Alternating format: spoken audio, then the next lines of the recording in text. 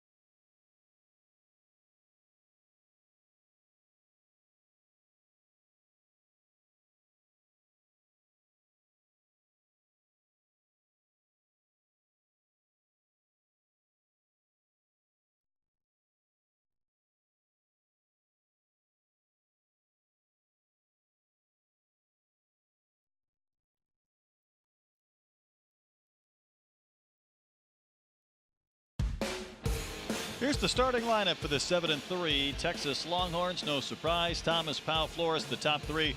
Porter Brown had a mammoth home run yesterday. Then it's Schussler, Ballou, Borba, Gasparino back in the starting lineup as the DH. And O'Dowd had the huge pinch hit homer late yesterday, back starting in second. Going up against a left-hander for the Commodores, Devin Futrell. Yeah, the 6'5 junior out of Pembroke Pines, Florida. Futrell's really become the workhorse starter for Tim Corbin's pitching staff past couple of seasons. Lefty has really solid stuff with a fastball, the low 90s, curveball, and changeup. Now, it's not the high octane stuff you typically see from a Commodore pitcher, but he's got excellent command, great poise, and he is just stays comfortable in any situation. The numbers this season speak for themselves. In 2 starts, he's 1-0, 1.64 earned run average. Only given up 6 hits in 11 innings with a walk and 8 strikeouts. Pat, we spent a lot of time talking about pitchers that maybe went 3 innings in this start or 4 innings or struggled to get through 5. But his 2 starts, how about 6 innings and 5 innings? So he's come out of the gates being pretty efficient to get deep into games. Yeah, and I think that command allows him to kind of stretch his outings. And really good Sunday starter for Tim Corbin as you take a look at the head coach for Vanderbilt. Yeah, Futrell is one of those guys that can extend games and typically goes after hitters and gets a lot of ground balls. Vanderbilt would love to finish off a 3-0 weekend here at Minute Maid. The Texas Longhorns really don't want to go home 0-3. They've got a tough stretch of their schedule ahead, and yesterday's loss probably stung a little bit to Texas State. Oh, no doubt. No doubt. Especially with just back and forth and a tremendous college baseball game. But yeah, the Longhorns on the losing end of that late 2-run homer by Lugo did them in. What a celebration for the Bobcats. But Horns looking for that first win here in Houston. And Jared Thomas 1 for 8 so far this weekend. See his number still extremely good overall at 487. Had a double, scored a run, was hit by a pitch yesterday.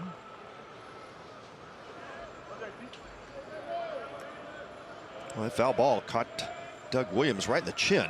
First pitch of the game, and our umpire already got smoked. That's not a good start. Next one came so far in that plunked Thomas. Got him. Well, Futrell's hit a little bit of everything through 2 pitches. Plate umpire Doug Williams, Michael Durantis umpires at first, Michael Banks at second, Clint Fagan at third, and Thomas still checking that arm or that elbow to see if everything's okay. Yeah, I think I got him on the back of that elbow, right on the point. The fastball came up and in, just rode and kept riding. Holy crazy bone right there. That's going to hurt.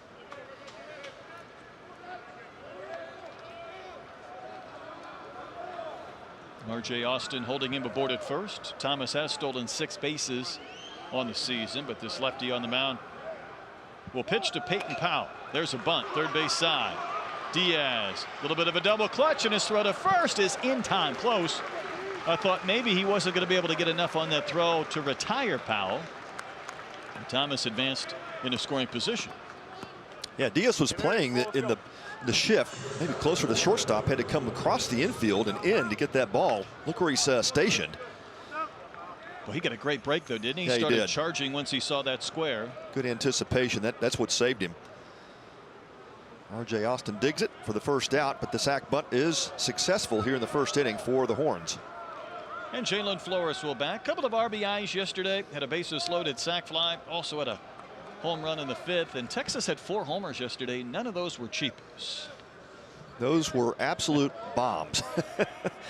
Monstrous home runs. Every one of them. It's rare to see that. You know, you see 4 home runs. That's unusual. But then every one of them was deep. So it's a Texas team that's homered 18 times in their 10 games. And again, 10 runs wasn't quite enough yesterday. They out hit Texas State, but fell 11-10. Numbers for Flores on the year still very good. He rockets one to the gap in left center field. Leneve on the move, takes that off the bullpen screen. It'll score Thomas easily. Flores will cruise into second base with an RBI double, and the Longhorns score first. Yeah, great swing by Jalen Flores. Was caught out a little bit in front of that pitch and able to muscle it into the gap. Pitch was up and away. He fully extends and up over the head of Leneve and about midway up that bullpen wall in left center. You know you're pretty strong when you can get out in front and still rocket a ball that far. That was amazing, yeah. Gets it off the barrel and he finds himself at second base. Porter Brown's 2 for 7 with a long home run. We watched that replay over and over yesterday of his home run that came in the 8th inning to put Texas in front, and we never saw it land. Yeah, and, we don't know where it is. It could be somewhere in downtown Houston. There's no fans up there, of course, to hide for cover. That might help us spot the baseball. But Keith Moreland, radio guy for the Longhorns, longtime big leaguer and big league broadcaster, said he thought it hit near the Chevrolet sign, which is below the scoreboard up at the very top of the stands. I would love to get a distance on that if we had some type of number. Well, the number in the bullpen above where or below where it landed was 370. You hit one up above that near that scoreboard area, it's got to be 425. Oh my goodness, I was going to add several feet to that. I was thinking more in the 460, 470 range. It was a monster. That Chevy sign to the right of the scoreboard, to the right of Silverado, is where we think it landed. Yeah. That's Yordan Alvarez or Barry Bonds type company. That's on the ground at first. Nice pick by Austin to his left. If that's in the corner, it's another run. But Austin, who's played 5 different positions this year and at times not looked comfortable at first, did make that nice reception of the ground ball. Yeah, as long as he doesn't have to flip the ball to the pitcher, apparently. He tries to run everything out. Of course, R.J. Austin, a tremendous athlete, great speed, and shows his athleticism there. Makes that play look smooth. That was headed down the line. Cuts that one off from downtown Porter Brown. I'm serious. That ball, you know, we lost sight of it, Brett, and we still don't know where it landed. Now we'll take Keith Moreland's word for it. Former big leaguer, and certainly had a better track on it out of his booth. Well, if he told me that it landed above the sign, that's one thing. It didn't hit a seat. We didn't see a ricochet. Right. It just, quite frankly, disappeared. Like it went up into the rafters. Absolutely. I was thinking of the Trop in St. Pete where a ball goes up on the roof and never comes down. Never comes down, yeah. Kimball Schuessler had a sac fly yesterday, also had a single and scored a run. Double of hits. Schuessler's been a great find for David Pierce and really has come on strong this year. It might find the seats. It'll bend and be out of play. All right, let's go back and see this home run from Porter Brown. If you can spot where it lands, you are better than I am, because this thing goes up there. First of all, the launch angle, something like 70 degrees or something. Now, see if you can even spot it where it lands. Yeah, we lost track of it. Yep. Yeah, can't blame our camera guys on that one. All of us lost it. Another one fouled back and out of play.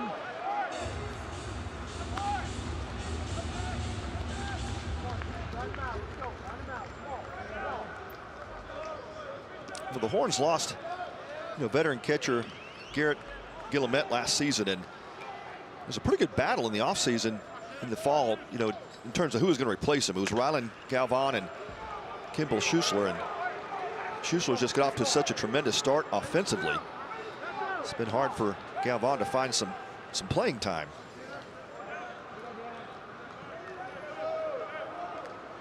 That's the one position where sometimes you normally alternate a couple of guys with these 3.5-hour games and some of the workload behind the plate. That ball lifted to left, into the corner, towards the Crawford boxes. It's going to go. A 2-run homer. The Shoes is loose in the first inning. There's a happy fan and a happy bunch of Longhorns. It's a 3-0 Texas lead. Well, just what the doctor ordered if you're a Longhorn fan, coming off that really tough loss last night to Texas State. They needed to get off to a good start today just to erase those bad memories, and have they ever. 2-run bomb from Schuessler, and follows up the double RBI for Jalen Flores. That's a Minute Maid Park special right there, a couple of rows deep. Schuessler taking advantage of that Crawford box home run porch and puts the Horns up 3-0. Brings up Max Ballou.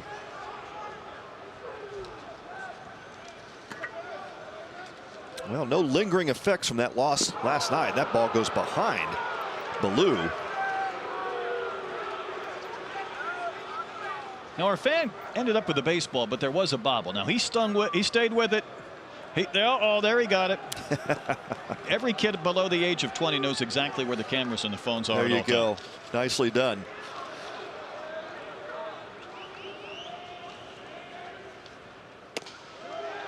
Good pitch in there for a strike. Well, Futrell just uncorked one behind Ballou's head. That was the previous pitch. I think it just got away from him. I don't think there was any intention there, even after the home run. Soft flare will find the grass in right center. And Blue able to get the single, his third hit so far this weekend, and keep this Texas first inning alive.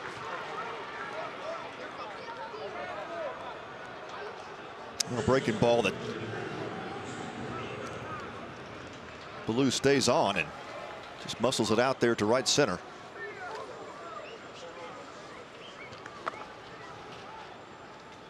And already a mound visit for the Vanderbilt Commodores. I mentioned that Futrell in his 2 starts has gone 6 innings and 5 innings, 78 pitches and 91 pitches. Right now, they're just trying to get him through this first and see if he can recalibrate and come back out and get a few more innings. Well, Futrell had a tremendous year last year, and we talked about being the mainstay in that as a Sunday starter. But struggling now. You know, sometimes with that great command, you'll miss over the plate too often, and certainly Texas has taken advantage of a couple of pitches that were left out over the plate. Great command, but sometimes it can be too good.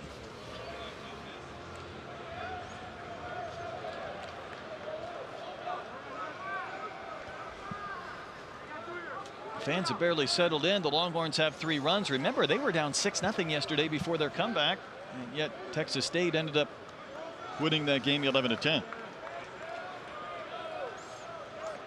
This is Borba. He's got a couple of hits so far this weekend, including a double yesterday. Take strike 1. Well, I imagine every Longhorn walking off the field yesterday just took that personal. Coming out today swinging it. Tell you what, in this age of social media, you can pick up your phone after a game and you can watch a Lugo interview and a highlight and a montage and a celebration. And you know, it's retweeted by our friends at D1 or 11.7, and it's everywhere instantaneously. Yeah, it is. I was just watching last night how quickly that Bubblicious home run circulated around college baseball, and it seemed like a million shows within about 20 minutes. And if you're a Texas Longhorn, you go back to the hotel and you pop on your phone, you start cruising around, you're going to see it so many times you're probably going to put that phone down and find something else to do. Well, exactly, because everything has the hashtag with both teams on it. So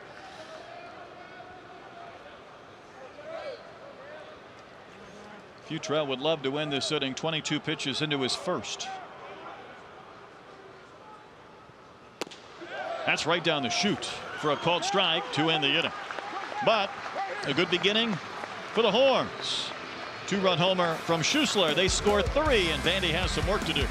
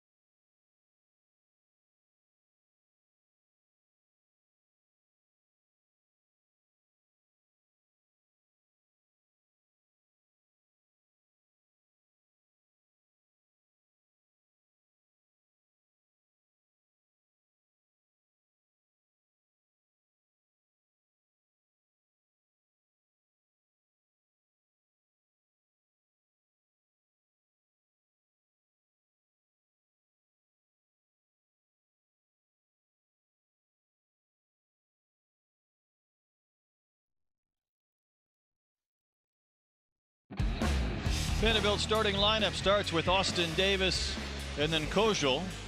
And then it's Espinal, Diaz, Lenith, Hewitt, Polk, and Vastine, the starting 9 for head coach Tim Corbin, who with the win today will have 999 career wins. So we won't get to witness the big round number one way or another, but he's heading for 4 digits soon.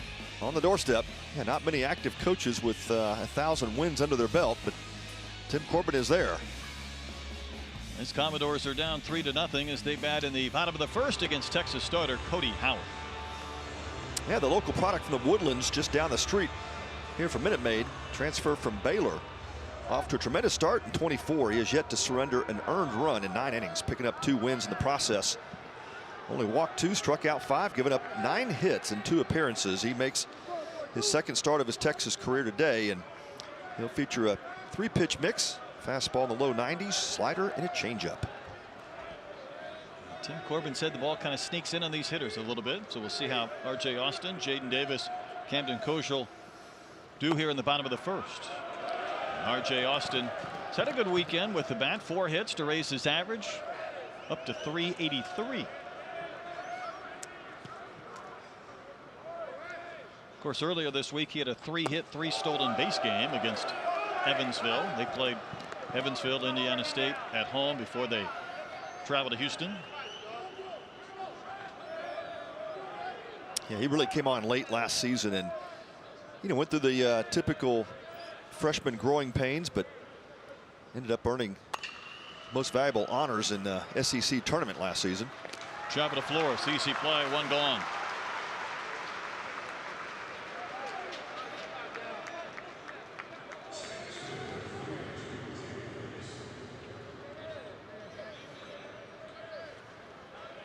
And it brings up Jaden Davis, the second baseman for the Commodores.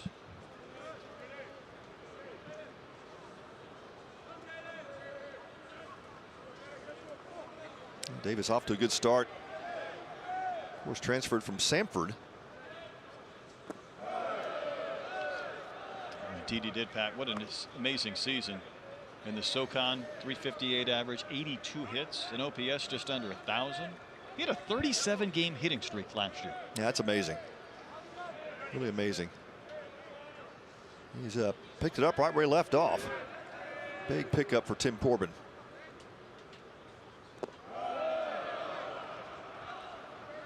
Tennessee native, though, back in his home state. Do you see his numbers over the campaign with those 11 runs batted in? A solid middle infielder, can play short as well.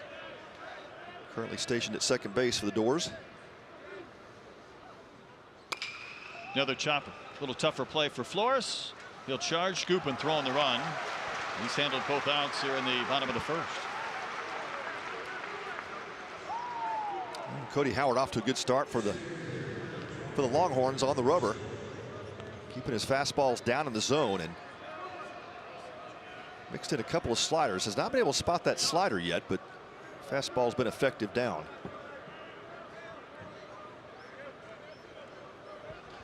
Camden Kojal, freshman, DH out of Nebraska. Done nothing but hit since he's arrived on campus for this weekend. Takes that one down from Howard. Kojal had a walk-off hit already this year. A week ago, had a 3-run homer against Indiana State. Tuesday went 4 for 5. Here at Minute Maid just threw his bat right into the camera well. Did that get everybody? Had him cleared out. Yeah, but just took out about 4 guys and a camera. Nice recovery down there. First base camera operator. No worse for wear. He'll apply some of that stickum there and try to hold on to the next swing. Watch this bat come helicoptering right at his teammates. Trust me, there it is.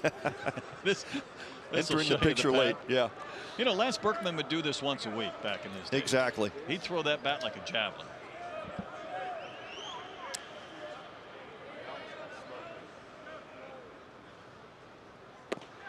It's right down the pipe for a called strike.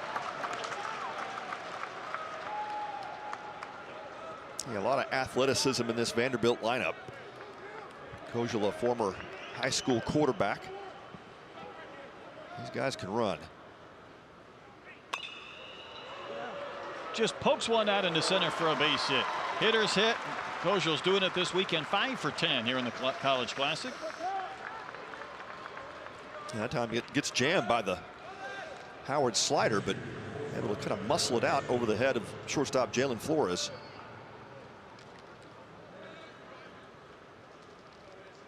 Not a bad pitch from Howard.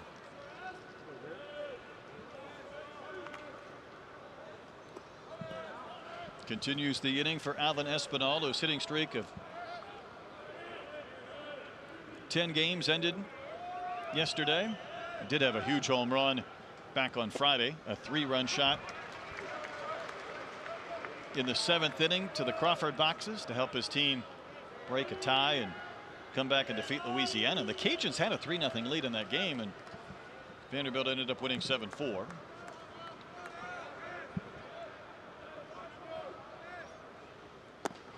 Yesterday, Vanderbilt was held to a season low of just 3 runs, but it was still enough to win the game. Great pitching, great defense. It's kind of the MO for the Commodores.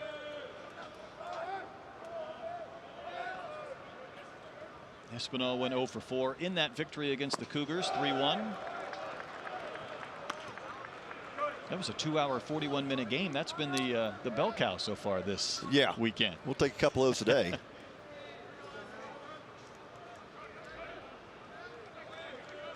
We were just talking about that. It seems like the game has slowed down a little bit this season. Last year, some good pace, but we're adding time this year.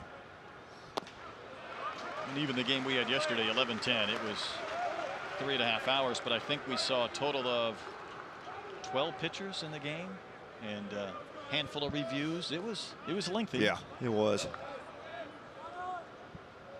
Felt like a snail's pace after that 5th inning. A lot of traffic, a lot of base runners. And Texas has put forth a 3-run first here this morning, and Vanderbilt trying to do something with 2 outs to chip away. Kojal, not much of a threat to run at first, but this Vandy team, they've stolen 29 bases this year. And they're averaging about 3 a game. See if trailing might limit a little bit of that. That ball rocketed to right center field off the bat of Espinal. It's traveling back to the bullpen. It's going to carry out for a 2-run homer. Anchor down Espinal with his 2nd home run of the College Classic. Pat, I didn't know if he had enough juice to get that out. That ball just kept traveling right on into the bullpen. It absolutely did. Off the bat, I thought that ball was going to be caught in right field. And, man, just a ton of carry off the bat of Espinal. 2nd time in the tournament he's done that. The first one was a no-doubter. Pulled it into the Crawford seats deep. Man, just showing off the power. The slider was breaking away from him and just goes with the pitch. Beautifully done, but golly, did that ball carry. Even on that replay, it looked like he went out and got that pitch. I don't know if you'd say he was out in front when you hit one about 380 feet, but that was some bat speed. That was some juice. Yeah, Pit Trekker had that down and away. He just went down and got it. And watch this swing again. That pitch is down. And he's really bending and leaning to try and get barrel to that baseball. Davis Diaz with a little dribbler to third. Powell's going to charge, throws, and gets it out at first base. That's a nice play. One third baseman retiring another to end a busy first. Texas got 3. Vandy responds with 2 off and rolling in game 1.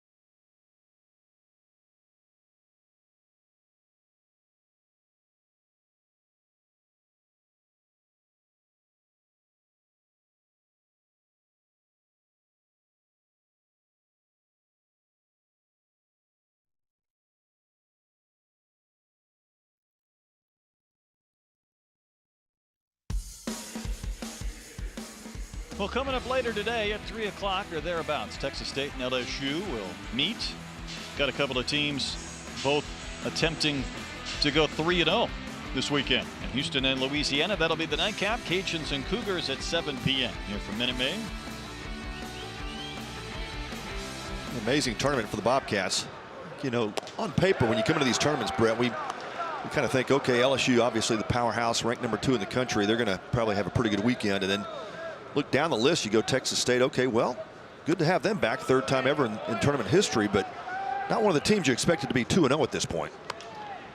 Yeah, it's been a great weekend for them already. Now you're just trying to cap it off, put a little icing on that cake. But this could be one of these weekends that helps from that at-large standpoint, or just really furthers their season. You know, just give them a jolt going forward. A couple of big RPI wins, of course, over University of Houston on Friday, who now joins the Big 12. So you know that RPI is going to be good. And against these Texas Longhorns last night, you know that's going to be a strong one for them. So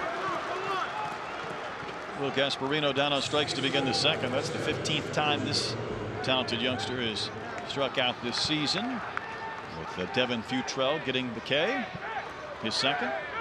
Yeah, nice run of that fastball from Futrell, and Gasparino looked like he was a little bit late, but that ball just breaks away off his bat. This is Jack O'Dowd. He went hitless in game 1. Homered yesterday. He may have homered again. Back towards the fence. Long gone. Jack O'Dowd's enjoying his time at Minute Maid. A 3-run pinch hit homer late in the contest on Saturday, and he begins his Sunday morning with another shot to the stands in right. You know, a couple of beautiful swings by O'Dowd, back to back now. 2 home runs in a row for him. Catches a slider from Futrell, and right on time and barreled it up. A couple of no doubt home runs from Jack O'Dowd, back-to-back days. 4-2 Texas lead. All but one of the runs in this game have scored on long balls. Back to the top of the lineup for Jared Thomas. Well, we saw 7 total in the Texas State-Texas game yesterday afternoon. These two teams trying to top that number so far. 3 in this game already. We're not even through the second inning. So they're well on their way. We have a timer issue right there of some sort. Third base umpire Clint Fagan pointing to Doug Williams. I believe so. Looks like the clock is back up here. Okay. Well, maybe not. Yeah, there it is. Now it's back. Thomas was hit by a pitch in the first. Scored on a double from Flores. You know, D1 baseball before the year ranks guys by positions. It's fun to take a look and see where they have individuals ranked, or what the top few players in a position look like. And Thomas was ranked as the 17th best first baseman. We've seen him in center field. So pretty versatile guy. There's a smash on the ground to short, fielded by Vastine, and he's retired. Then again, when you're at first base, you're contending with the likes of Nick Kurtz at Wake Forest, Jack Caglione of Florida, and that's a loaded position group. Some big hitters, no doubt. And then this R.J. Austin guy over here for Vanderbilt, also versatile, can play outfield, but stationed at first this entire weekend. And you know, think about David Pierce, talking with him this week. You know, loves Houston, loves coming home. This is where he was raised. Played his high school ball at St. Pius. Also started his coaching career Pasadena Dobie High School, and spent many years as the assistant at Rice University from 2003 to 11. Head man at Sam Houston State for a couple of seasons before moving over to Tulane and then taking the Texas job. And he loves it being here at home. It's quite a journey with all those Houston ties going all the way back to high school, and then of course longtime assistant now getting his chance, and watching Peyton Powell get a base hit to left field. His 5th hit already this weekend. Well, the Houston offense picking up where it left off yesterday. They've scored now 14 runs, and they're past 11 innings. You know, probably worth mentioning, Pat, again, when they played LSU on Friday night, and that was the game with 25,000 fans and whatnot, they struck out 20 times in 9 innings. Yeah. That was Holman dealing for LSU. Really shut that offense down, but they added a couple of late in the 9th inning against the Tigers. Of course, that loss yesterday, but added another 10, and now they've got 3 to their total, so make it 4. Jalen Forrest doubled in a run back in the first.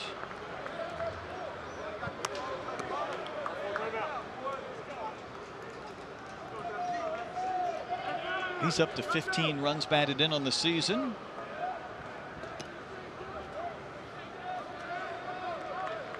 4-2 Texas lead in the second. These are two programs you always begin a year and could easily envision them being in Omaha with all the trips that the Longhorns have had, and certainly the success over the last decade plus for Vanderbilt, meeting for the early game on a Sunday to kick off day 3 of this college classic.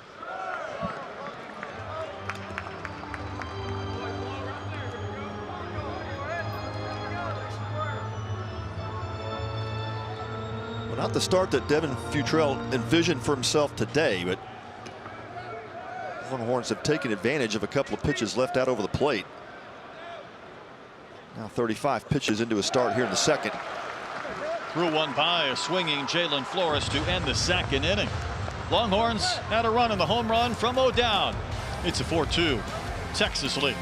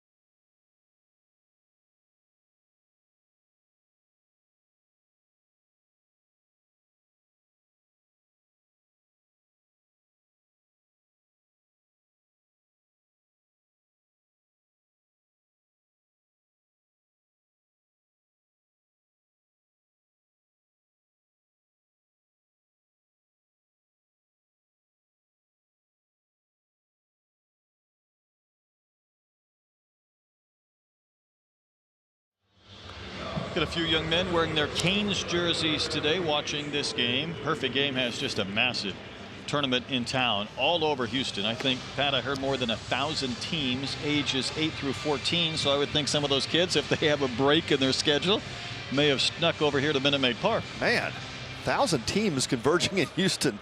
No wonder it was so hard to find a rental car. I was thinking the same thing. Yeah. That's probably why I had to go to one airport and drive to another. Incredible. Well, Perfect Game is, of course, big headliner in travel baseball these days, and they have certainly continued to grow.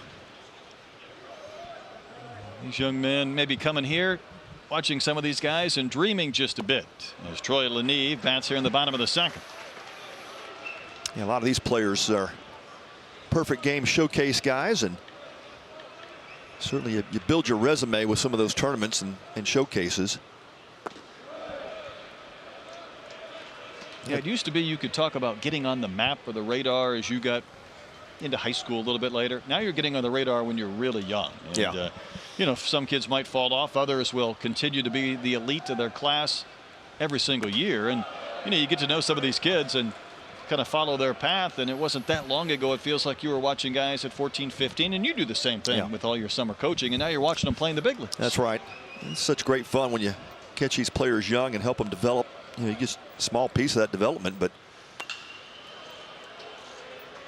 yeah, it's an incredible journey to get to that next level, and it does. It starts when you're young. Now, it's back in the day when I played for the USA teams, you know, 87, 88. It was you had the national team. That was it. Now you've got 12-year-old national teams all the way up, traveling to Taiwan and going overseas, and you know these kids get identified and.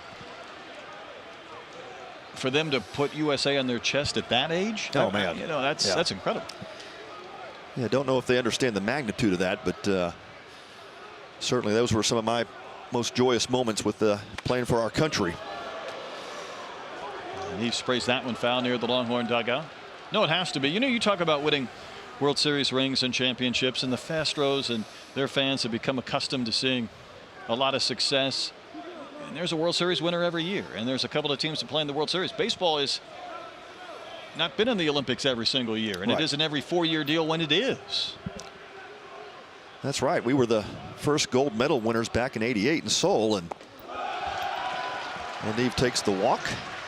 Give me a couple of teammates that were on that '88 team. I think we remember '84. It was McGuire and Ventura and whatnot, but '88, who were some of your teammates? Yeah, that was what was so interesting, Brett. They compared the teams, saying, well, the '84 team was better on paper. We just came together, I think, better and won the deal. But guys like Jim Abbott, Ed Sprague, Scott Service, manager of the Mariners, Robin Ventura.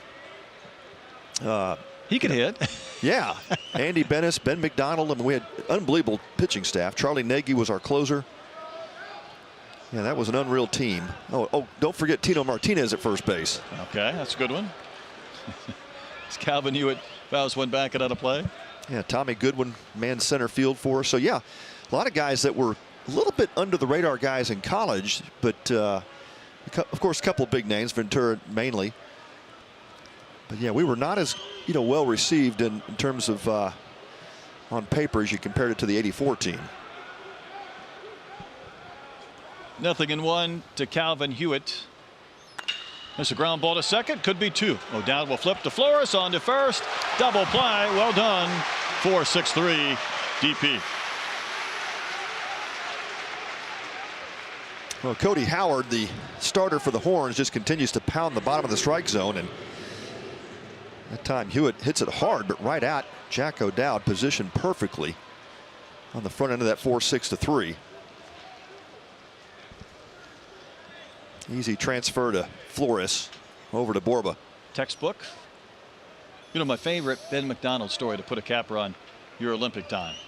It came in the documentary that they ran on Skip Bertman at LSU, and I think Paul Bird was telling the story, and Skip would get his guys in the locker room and he would say, go to class, you need to be good citizens, you need to be good students. Only 1% of all the college guys will ever be a major league star, and his name's Ben McDonald. He's sitting here, so the rest of you go to class.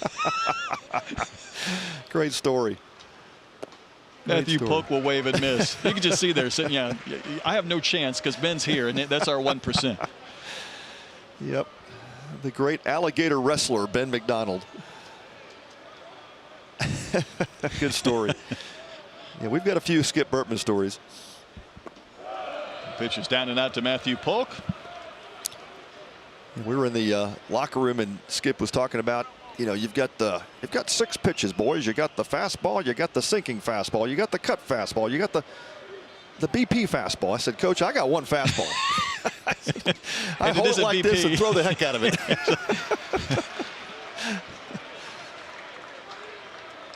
2 balls, 2 strikes to Polk. We think about what college baseball has become with some of these facilities and games on television, events like this. And Skip was part of the forefront in LSU and the SEC. There's a roller to short, a little bit of a bobble from Flores, but he throws on the run and gets the speedy Polk to end the inning. So a leadoff walk, and the Vandy boys do not score. 4-2 Longhorns.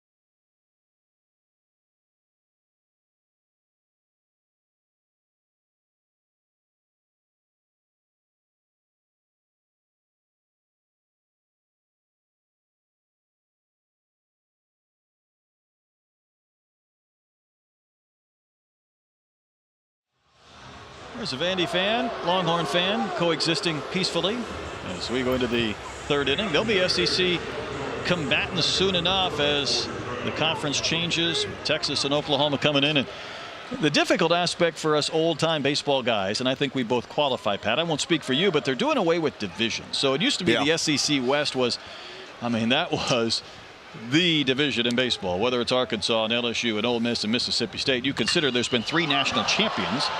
That ball by Porter Brown lifted back to the fence. That ball's gone. It hit below the conical pump. Brown got one up and out and gone, and that is a home run again after hitting a mammoth shot yesterday in his last AB. Well, Porter Brown just keeps swinging it. Not quite as long as his ball yesterday. Still hadn't found that one. This one is found on the field of play, but yep, off that porch right below the Phillips 66 pump. See if he hit. Yeah, he hit the ledge. The ledge, yep. And that's gone. There's one fouled away by Schussler, who homered into the Crawford boxes back in the first. Ball's flying today, but of course that is above the yellow line, which sits below. So you hit that wall or that ledge or the pump, it's a goner. It's a 5-2 Texas lead. Schussler strokes one to left field. Leneve will cut it off and hold Schussler to a single, but he's 2 for 2. Well, how about this production from Texas today? 3rd home run of the game for the Horns, and then Schussler adds the single. Just kind of start to think how much longer for Devin Futrell. Not the start he envisioned when he woke up this morning. But you could kind of figure and get a sense this was an angry Longhorns team coming off a couple of losses back-to-back days. One last night especially stung, and they have come out swinging. Max Ballou singled back in the first. I was talking about the SEC doing away with divisions, but the SEC West just in the last couple of years have had a national champion from LSU, Mississippi State, Ole Miss. Arkansas got to the championship series and won the first game, didn't get there. That could have been 4 teams out of the SEC West. So the problem is, Pat, you're not going to see Arkansas and LSU every year. You're not going to see Ole Miss and LSU every year. So it's going to be a big bad conference, but I think you're going to lose a little bit when you don't face everybody every season. Kind of some of those natural rivalries that were developed, but now with Texas and OU joining the SEC next season, you will see the likes of Texas, Vanderbilt, Texas LSU matchups on a more regular basis. Pitching coach Scott Brown out for Vanderbilt's 2nd visit with Devin Futrell. Had the visit in the first. And Futrell was able to settle down and get out of that inning after the home run to Schussler. You know, the SEC tournament in Hoover is going to change a little bit too. Eventually, I think they're going to do away with the double elimination, and I think that's what I understand. Yeah. You know, it's just too many teams, but it's hard for fans to go there, you know, with the thought we could be one and done. And I think Jay Johnson was talking to us about that as Max Ballou shows bunt, and he was one of those that wanted a double elimination because his fans want that too, and you understand it. That's right. The way they travel. Well, it's understandable, and you know, realistically, the RPIs and everything towards the end of the season have already kind of been built to the point where the committees know the teams are going to get in even before the tournaments begin. So, you know, you can help yourself in those tournaments, especially if you're kind of one of those bubble RPI type teams, but yeah, just too many teams next year in the SEC. I think the one thing you don't want to occur is just play too many innings and too many games. I mean, I get into this argument with people all the time. You know, there shouldn't be 18-inning games in Hoover. You should put the runner at second base. The more innings you play is counterproductive to your success the next week. Can you imagine the big leagues after the regular season, before the playoffs, having a tournament where you're supposed to play your starters and pitchers for a week before you get to the real postseason? Yeah, that doesn't make any sense. You're just burning up innings with your pitching staff. The pitch is down for a ball to Ballou. I mean, you get out of that conference tournament, you're happy to get into a regional where you're playing a 4 seed at your own place, or maybe not even throwing your starter in day 1 of a regional and holding him back for a Saturday night in the 1-2 game. Boy, Ballou, who's been just killing balls, is up there trying to bunt, and he's not having a lot of success. And the count 2-2. Well, bullpen active for Vanderbilt, as you might imagine. Futrell trying to find the first out here in the third inning. It's almost 3-1 strikes to balls, but maybe he's had too many in the zone. Right there, misses, and the count's gone full to Ballou. Yeah, not a pitcher accustomed to getting knocked around.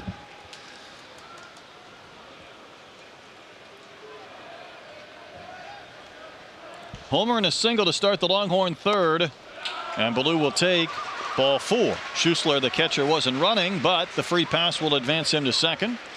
And now I guess we'll see how much longer Futrell might remain in this game. Still below 50 pitches, but right now he's just searching for some outs.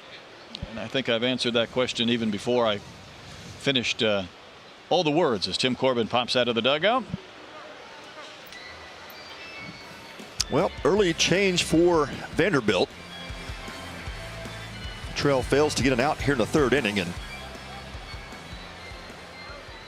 yeah, we saw the great command that was advertised, but unfortunately just could not keep the ball down today. So Texas with a 5-2 lead. We'll tell you more about the pitcher for Vanderbilt.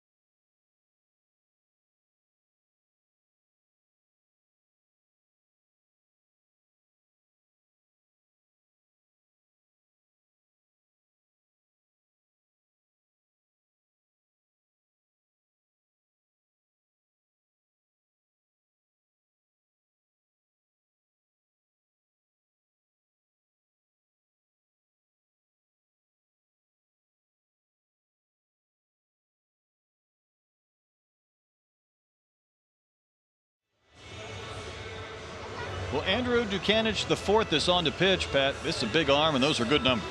Yeah, sure is, especially after the season he had last year. We had to shut it down due to injury, and of course came in as a much heralded prospect. Ducanich from Indianapolis, and off to a much better start this season, making his 4th appearance. Does have a start under his belt. In the 6 innings, he's only given up 2 hits. Has walked 3, struck out 10. Opponents hitting only 100 against him early in this 24 campaign, but fastball low 90s. He has touched 95, but his bread and butter really is a slider. He's got a great slider, throws it hard, and also a curveball. Well, he inherits a couple of base runners at a 5-2 deficit, and Casey Borba will be the hitter. Struck out looking back in the first.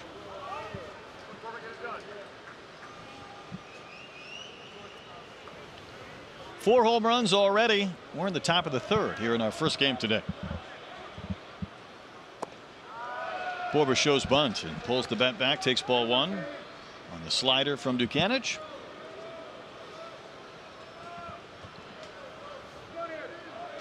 Well, he's squaring early.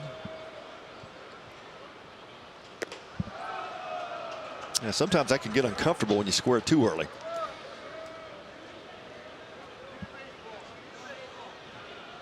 A typical sack bunt setup for Borba. Vanderbilt will play it straight up. They've got R.J. Austin crashing at first base. Ducanich down off the mound. Kind of casually flipped that ball to first Yeah, base. He almost too high as well. I thought so too. That ball came out spinning. Sacrifice executed. Well done by Borba. Perfectly executed. Killed it between the mound and third base.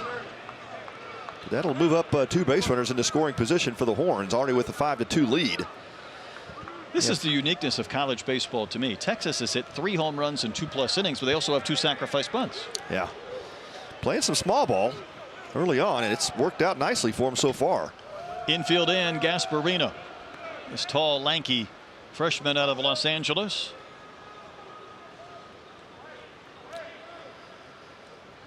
I think if you're David Pierce, you're thinking, hey, just keep the momentum going. Of course, we saw a number of momentum shifts yesterday in that Texas State game. Felt like a basketball game. Man, just back and forth. It's like knockout punch after knockout punch. They just kept swinging at each other. And this time, Texas hoping to hold on to some momentum.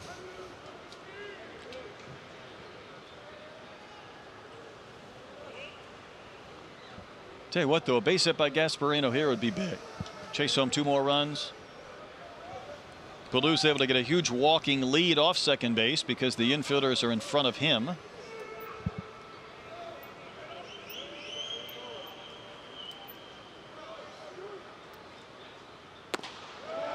Pops in there for a strike. And 94 in the gun. Yeah, good fastball there from Dukanich. Trying to squelch this rally. Needs a strikeout here.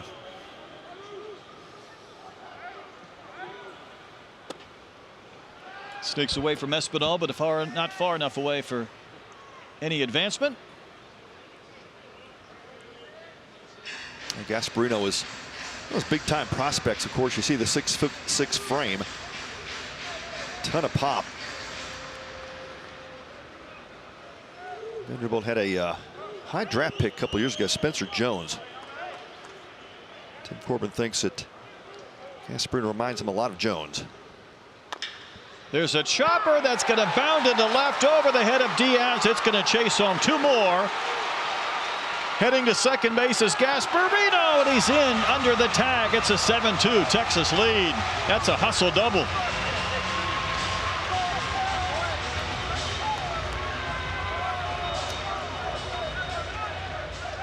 Yeah, off the bat, looked like it was going to be a 5-3. Just a ground ball to Davis, but scoots over his head. That'll end up to be a 2 RBI double for Gasparino. Pat, how about the last 2 at bats going back to yesterday for Jack O'Dowd? Oh my goodness. Couple of bombs. That was the pinch hit 3-run shot. This was just earlier today. Yeah, a couple of nice poses for O'Dowd. Got another pitch to hit.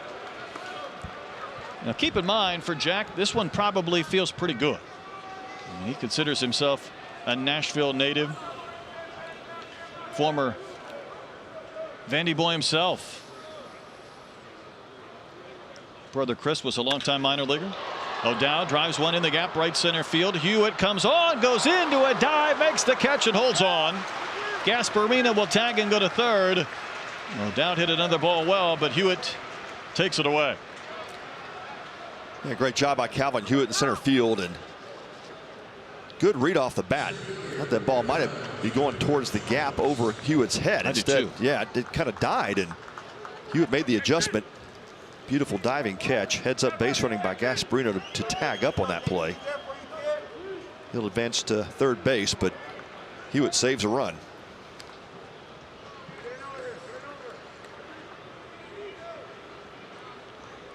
Back to the top of the lineup for Jared Thomas. He's grounded out, reached, and scored.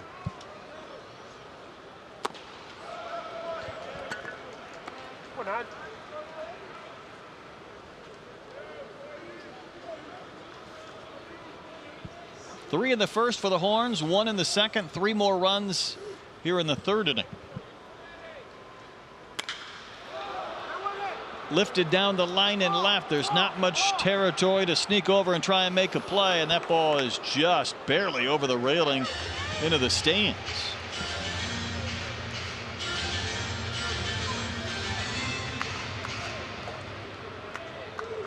There's some ballparks in the majors you'd be out. Yeah, that's right. Yeah, there is not much room down in that right field or left field corner. I think someone sacrificed a hand to get that baseball. He's looking at it. Everything's okay. Pitch kicks away from Espinal. Gasparino with those big strides will trot home and score the 8th Texas run on a wild pitch.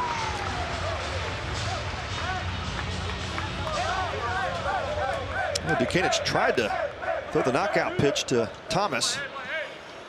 It's that signature slider. This one hits right behind the plate. Espinal unable to knock it down, and ball kind of climbed up on his shoulder over his head. That's easy out, or easy run for Texas. Count's now 3-1 to Thomas.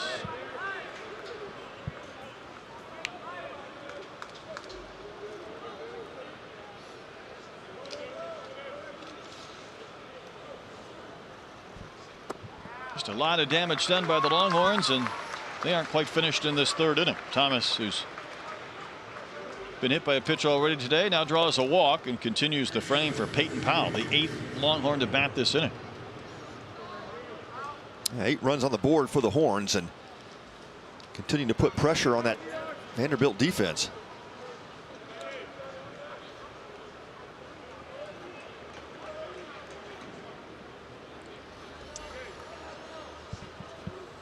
I'm sure every head coach goes into a game thinking, how can I get the maximum number of innings out of my starter? And then when Futrell goes 2+, you bring in Buchanan, who's had 1 4-inning performance, and you think, well, he can eat some innings, and now he's trying to get through this frame.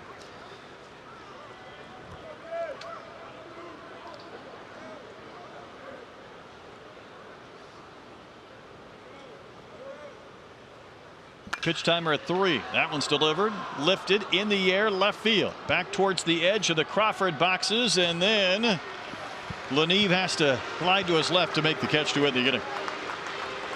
Another crooked number for the Longhorns. They put 4 on the board to extend their lead.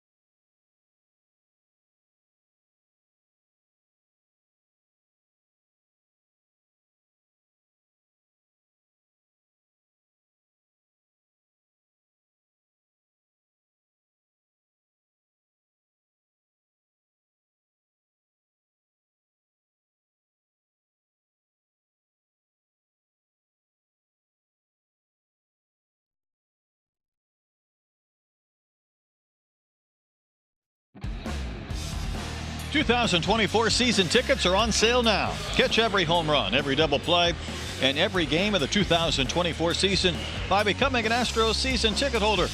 And get access to every postseason game. Visit Astros.com/season tickets to learn more. Spring training well underway. Everything gets pushed up a little bit. Playing these spring training games earlier. Regular season starts earlier. Yeah. It'll be here before we know it. Crazy to think the Major League season right around the corner. But 3 weeks into this college season, it kind of feels like the right timing.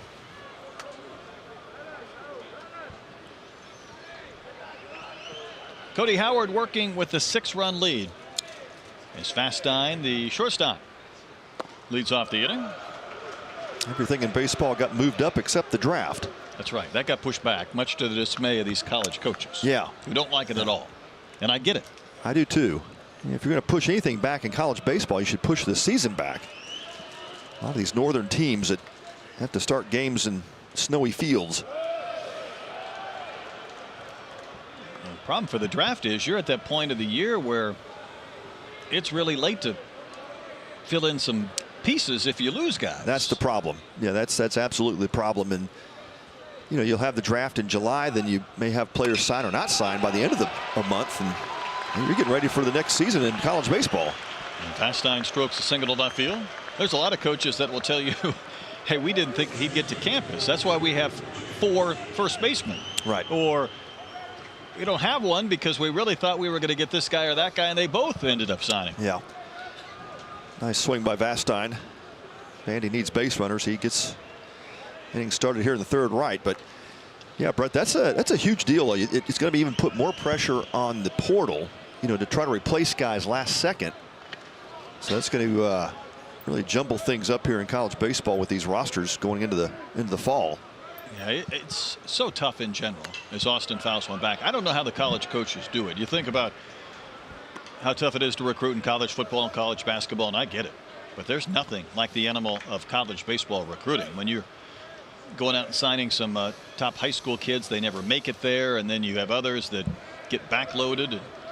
I mean, you have to almost have a formula or an understanding how it's going to shake out, even though you're not exactly sure which pieces are going to get to campus and which might sign. Yeah, so many variables to take into effect, and yeah, it just makes these college coaches' jobs a lot harder, and not a hard enough job. I mean, it's, you know, when you talk about recruiting, it's really year round now. You're looking at players, especially high school players, when you're going to these tournaments, you know, late spring, early summer.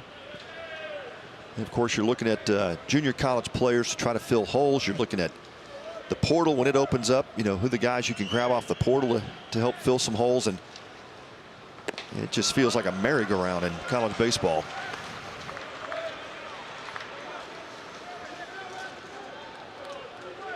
I think the one thing David Pierce told us is that, you know, you still want to go out and get really talented freshmen, kind of fill some needs or build around them from the portal. Yeah, hugely important. 2-strike pitch, fouled back and out of play. See the same thing with Vanderbilt. Tim Corbin's staff, they do such a great job of developing players. David Pierce referenced that in our talk with him this week. He says, you know, our job is to help players get to the next level, no matter where they come from. But certainly you'd like to get guys in your program for a couple of years. So the problem with that is that, you know, the portal and junior college transfers is really making college baseball older. And so you get a talented freshman that comes in, and it's sometimes very difficult to hold on to him for 2 or 3 years. If they don't start right away or get some playing time, they're gone usually.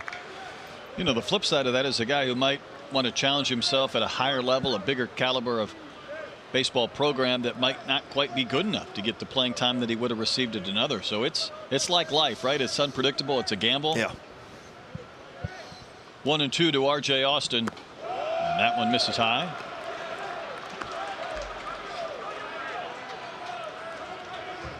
But you're also dealing with 11.7 scholarships. So as much as this NIL to me has just changed everything about college sports, and I don't know if necessarily for the better.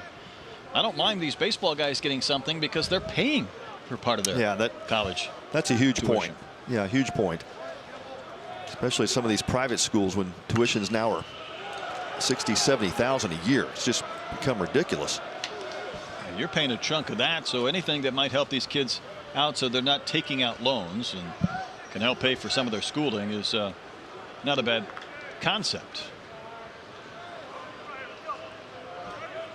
Well, good battle here between R.J. Austin and Cody Howard. Austin spoiling a couple of really good 2-strike pitches. And that one kicks away from Schussler.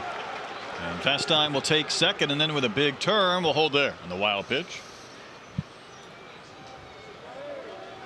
Howard went with a big breaking ball there, trying to slow the bat down of R.J. Austin, and throws in front of the plate. Schussler got a shoulder on it, but couldn't square it up. He's just trying to throw his body on top of that one, but it bounced so far in front of the dish he wasn't able to smother it.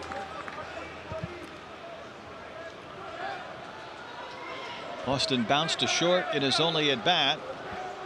He's seen a ton of pitches in this sequence. The count's gone full, and here's a payoff. Ground ball up the middle. Good positioning by O'Dowd. Austin hustling, but retired by a stride at first for out number 1 in the 3rd inning. Yeah, you never have a lot of time there to throw when R.J. Austin's running, and O'Dowd quickly away with it.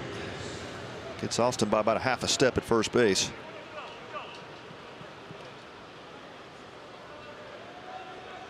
Well, Cody Howard just continues to get ground balls.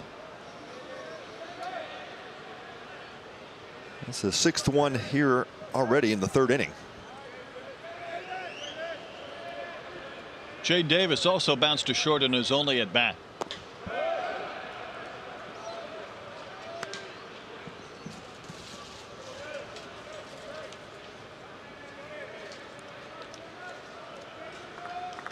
Cookeville, Tennessee native Jaden Davis. Sanford Bulldog a season ago and a collegiate baseball freshman All-American for that season we mentioned with a 37-game hitting streak.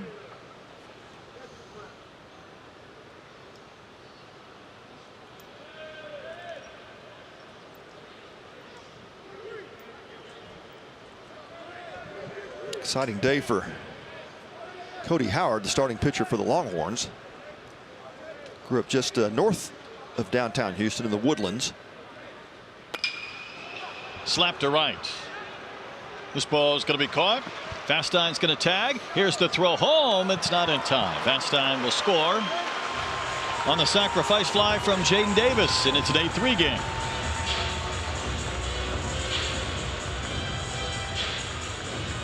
Yeah, Davis just kind of slaps his bat at that pitch and about mid outfield for Max Ballou and right. Strong home throw, but not nearly in time to get the speedy Vastein from third base. So Vandy cuts into the lead. Still 8-3 Texas.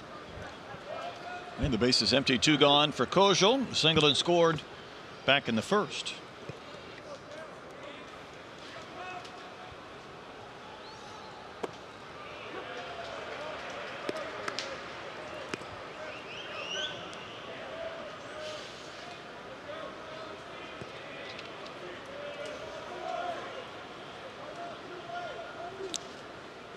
Kojal having a solid start to his season, and to no surprise of Tim Corbin and his staff. Feel like he's got a ton of upside potential, and second on the team in RBI at 11.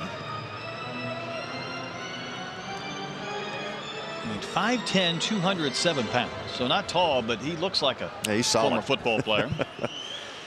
He is solid. Only true freshman in Vanderbilt's lineup. And batting 3-hole on top of that. Punches one to third. That hop ate up Powell, and Kojal's going to reach.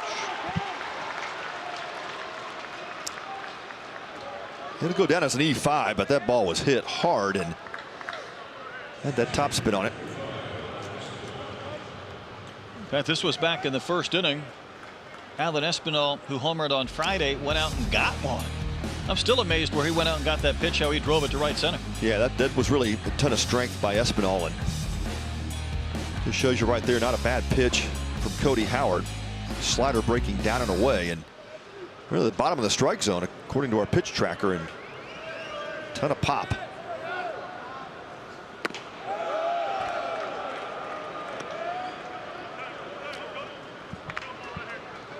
Yeah, this is the guy you look forward to facing leading off an inning, not with a runner on base.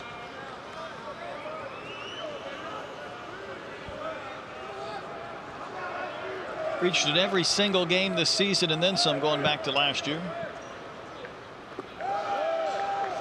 Another one down in the dirt, 2-0 to Espinal, the cleanup hitter for the Vandy boys, down by 5. Howard got really short on that breaking pitch, and start pitching guys careful like he is with Espinal, and sometimes you shorten up the arm, and that's when mistakes can happen.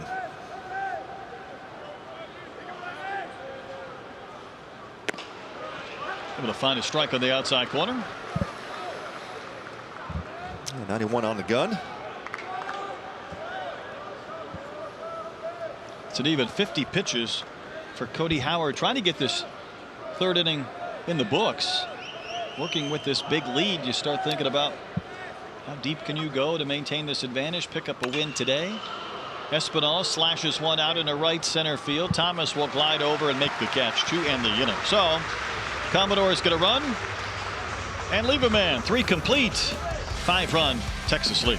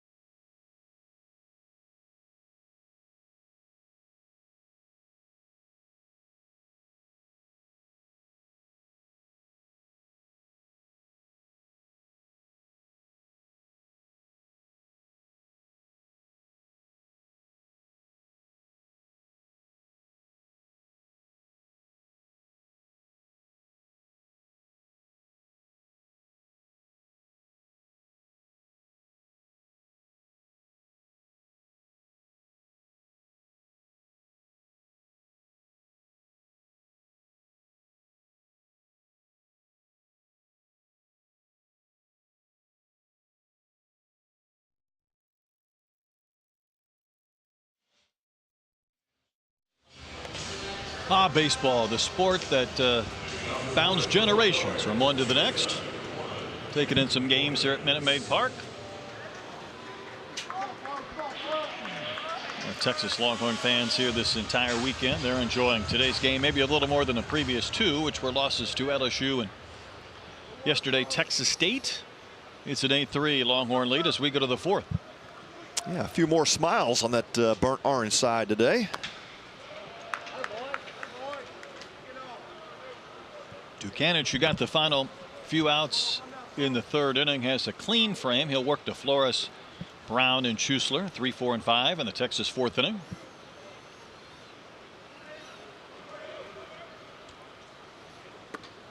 That game did not end up well for Texas. That lost to Texas State yesterday, but I got to tell you, one of the more enjoyable games I've ever called. That was just so much fun to watch and be a part of. A post lined into right center for a base hit. Flores will hold there with a single, a 2nd in and 3 at bats. I would agree, because you know that game meant a lot to those 2 teams to begin with, Texas and Texas State. Maybe kind of a budding midweek rivalry, but to play it here, to play it on a weekend, to see the back and forth with the home runs and the big swings, there were more than a few twists and turns in that contest. A lot of fans left exhausted after that game yesterday. A lot of emotions going back and forth. Tell you who's enjoyed this last couple of days, though, at Minute Maid is Porter Brown. Oh, man. Yeah, came in really struggling with the bat. He's batting right around 200 to enter the weekend. The average is down at 189 to start the day, but a couple of huge swings. 2 home runs back-to-back days for Porter Brown. 8th inning yesterday. 3rd inning today. And another one. Updating. 4th inning today. Porter Brown has hit 3 home runs in the last game and a half. And he's starting to find the swing, and he has taken out some frustration and doing some damage.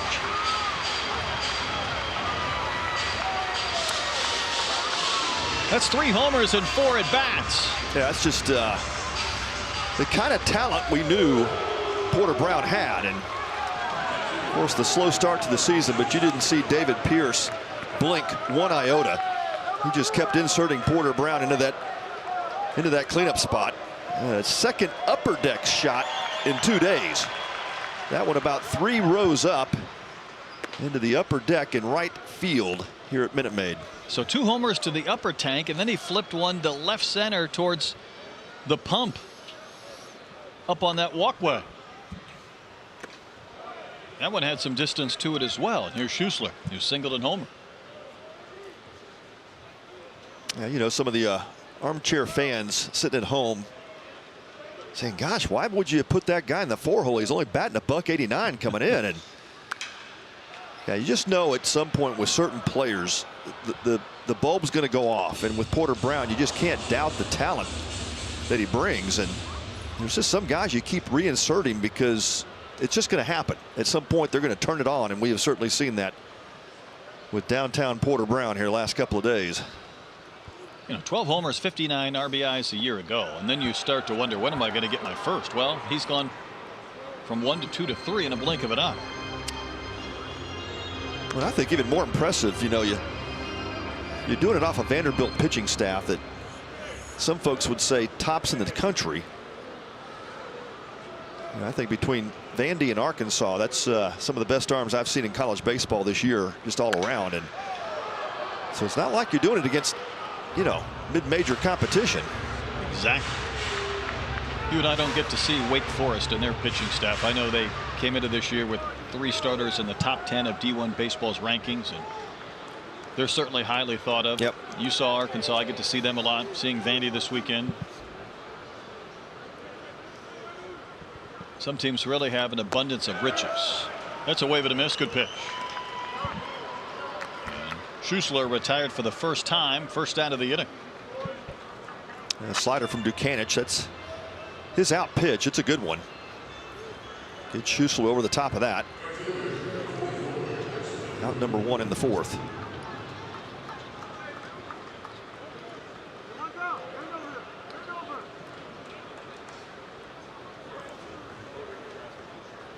Max Ballou's going to bat.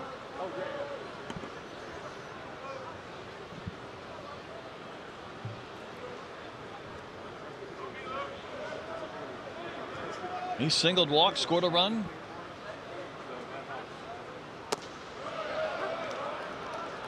First pitch strike from Dukanich. Well, Brett, I think if I'm adding correctly, it's 10 runs today, 10 runs yesterday, 2 runs in the 9th against LSU. So you're talking 22 Texas runs in the last 14 innings. The Longhorns like your math. That's a lot. A lot of scoring. You wonder when a team strikes out 20 times in a game, and again against very good pitching from LSU, you might say, well, that's just against their pitchers. Then you get an opportunity to face different pitchers and the talent can rise. Ballou lifting one in the air, right center, fielded deep to the Longhorns. Have another one. It's off the bullpen wall, and Ballou's going to have to stop at second base with the double. So, by the way, his last 4 hits have been homer, triple, double, single in the last game and a half. Yeah, doesn't count as a cycle, but certainly feels like one for Ballou. That was high off the wall. Almost made it to the Vanderbilt bullpen, but just missed it by about a foot.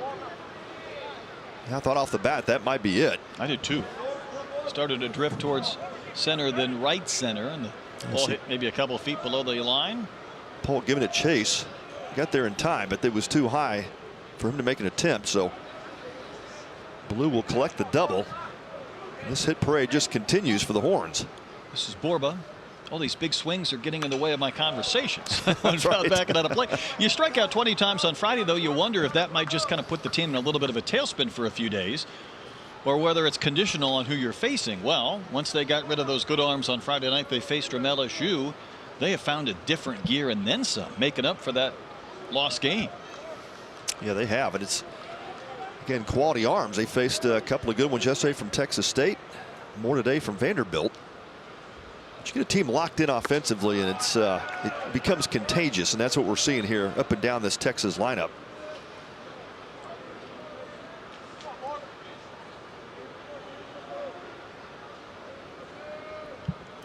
Ten to 3 Longhorns in the 4th inning.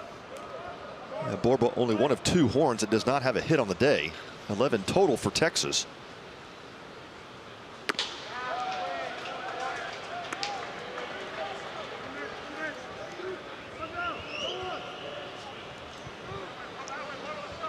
Texas was in this event a couple of years ago. Last year they were up at Globe Life in Arlington. As I mentioned, they're 16-16 all-time here at Minute Maid, which might be a little bit of a surprise. The last thing they wanted to do was lose all 3 games this weekend, after that's the fate that they suffered last year in Arlington. Yeah, that's right. And still, you know, with the competition being so good, we talk about this every year. You could go 0-3 here and still find yourself in a regional at the end of the year. I mean, it's 3 difficult games on your schedule. Has that regional type feel because, you know, coaching staffs have to get ready for 3 different teams on 3 days, and at least with this one, you know who you're playing.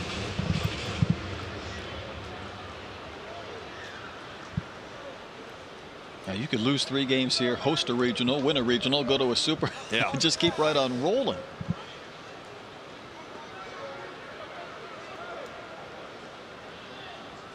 Borba trying to join the hit parade. 3-2 from Dukanich, ripped to center.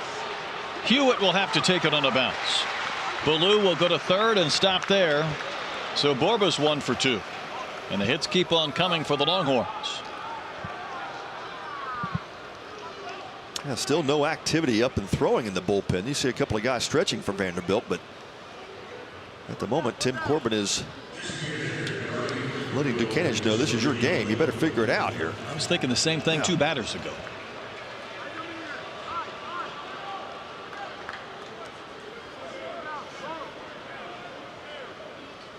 Well, first and third situation for Texas.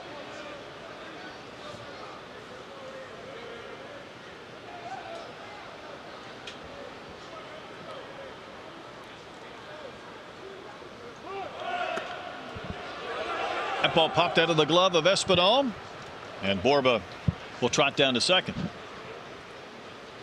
Yeah, bunt attempt by Gasparino, and did offer at it. I think him leaving his bat there was a high pitch that may have crossed the vision of Espinal. Able to keep that ball right on front though after it came out of his glove. So Borba does advance. Pass ball, of course. Gasparino had a 2-run hustle double in his last at bat. You saw Espinal there a moment ago. He had the earpiece in. He was also checking the pitch comp. He had all the technology short of a laptop attached to his hip. Just needs his iPad and we're all good, right?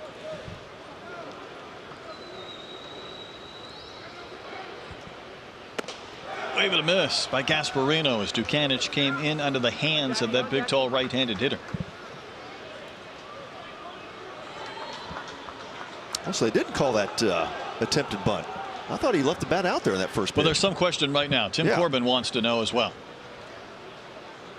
Yeah, I saw an attempted bunt on that first pitch. I don't know how they missed that, but yeah, Tim Corbin's saying the same thing. Hey, he attempted at that first bunt.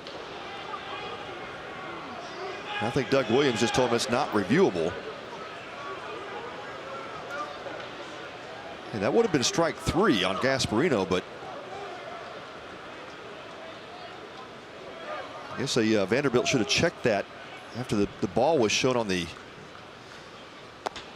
jumbotron here. You know, there is some delineation when you square. If you just hold that bat and the pitch goes by you, if there's still not an attempt of some sort, you know, maneuvering forward with that bat, you can hold it there and not necessarily pull it back. But I might have to go back and take a look to see it myself. Take a look, because obviously Tim Corbin was of the belief that he had a strike. Yeah, I was sure that was strike 1, and that's why that ball popped out of Espinal's glove. It's Gasparino for sure attempted at that pitch. Well, did not go Corbin and Vanderbilt's way, and not much has so far today. Gasparino skies one in the air, shallow right center, Polk underneath it. He's going to make the catch. Ballou will tag, and he will score. And that's 11 runs for the Longhorns. 11-3 Texas. Third RBI for Gasparino in the game. Well, a good 2-strike swinging by Gasparino. Got to pitch up in the zone. He set about mid outfield to Polk and right. Polk did not set his feet really well to make a throw home, so instead goes to his shortstop cutoff man Vastine, and that will keep Borba at second. But the Horns at another. Former Vandy boy Jack O'Dowd, 2-run homer in the second. Hewitt made a diving catch on his liner out in center. Take a hit away from him just last inning. I mean, here's a 9-hole hitter. He's batting for the 3rd time in this game. We're in the 4th inning.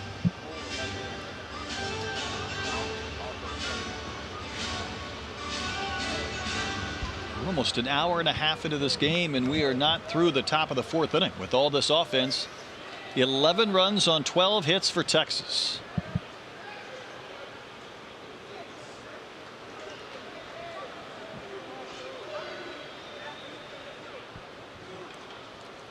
Pitch to O'Dowd. Rolled right in there for a strike on that slow curve. Yeah, good curveball from Dukanich. Quickly ahead of O'Dowd.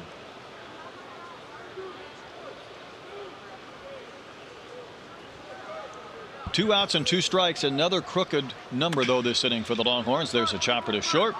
Fastine's got it. Low throw. Austin, did he hold on? He did. He picked it and kept his foot on the base to end the inning. Saved an error on Vastine, and the frame ends with 3 more runs coming across for the Texas Longhorns. An 8-run advantage.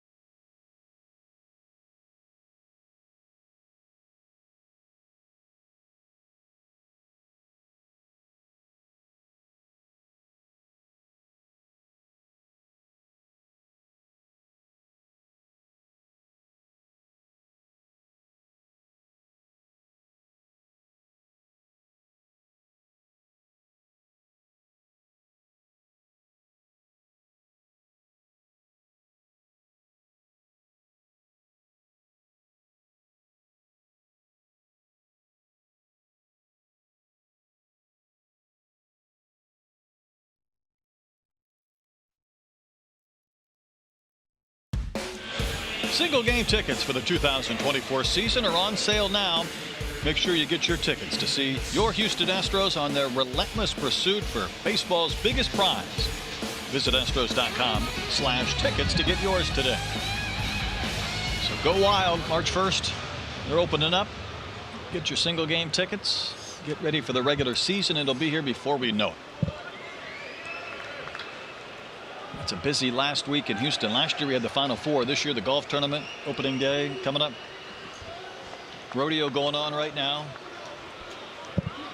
Yeah, the traffic has been crazy here. I would say it's not been pleasant. I did enjoy my drive in today because I didn't have to stop 65 times. That is true. This is Davis Diaz. Yep. It was yeah, we enjoyed a lot of I say enjoyed. We endured a lot of traffic getting here the first couple of days. Of course, there's been a lot of fans coming to Minute Maid as well, because I believe we're about 7,300 fans away from setting the all-time attendance record here at a College Classic. Well, that should be broken here this afternoon. I think so too. Yeah, I think a lot of LSU fans have stuck around for the entire weekend, and already see a little scattering of purple and gold in the stands. Diaz socks one down the left field line. That ball's fair. In fact, it hit off the base of the fence. Played by Brown. He'll toss it back in, and Diaz has a leadoff double in the Vandy 4th inning.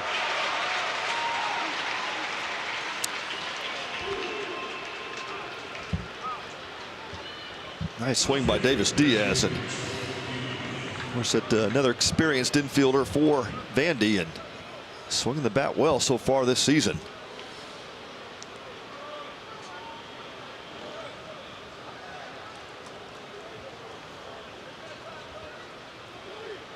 Might want to throw that ball out after it hit that fence. Yeah, might have a cut on it. Hit those or 2 bars on the out-of-town scoreboard.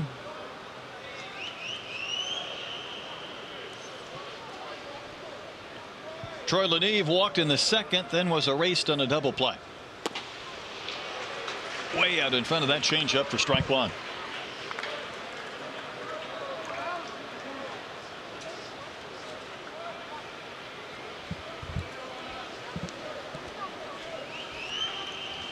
Yeah, Leneve, when he's healthy, has just been spectacular. It's been the challenge keeping him healthy. He's had a bum shoulder. One of those high-octane athletes that plays all out. You love to see that, but injury bug has been tough for him last couple of seasons. Sure has. Fifth-year guy out of Pittsburgh. Certainly a program-type player. Hoping for a healthy and happy fifth year. And the Cats now a ball and 2 strikes. We talked about Vandy a couple of days ago. It's back-to-back years they have not been to a super regional, and by their standards, that probably feels like a decade. Oh, no kidding.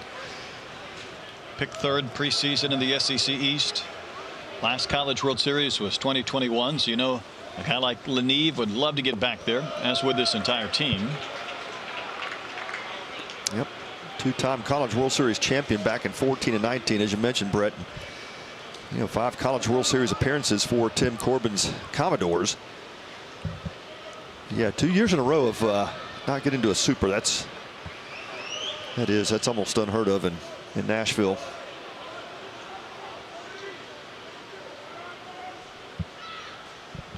That pitch is down, and it's the one thing that's unique about college baseball compared to, say, basketball, because if you're good enough, you can play at host a regional. You can host a super, so you could play at home all the way until Omaha.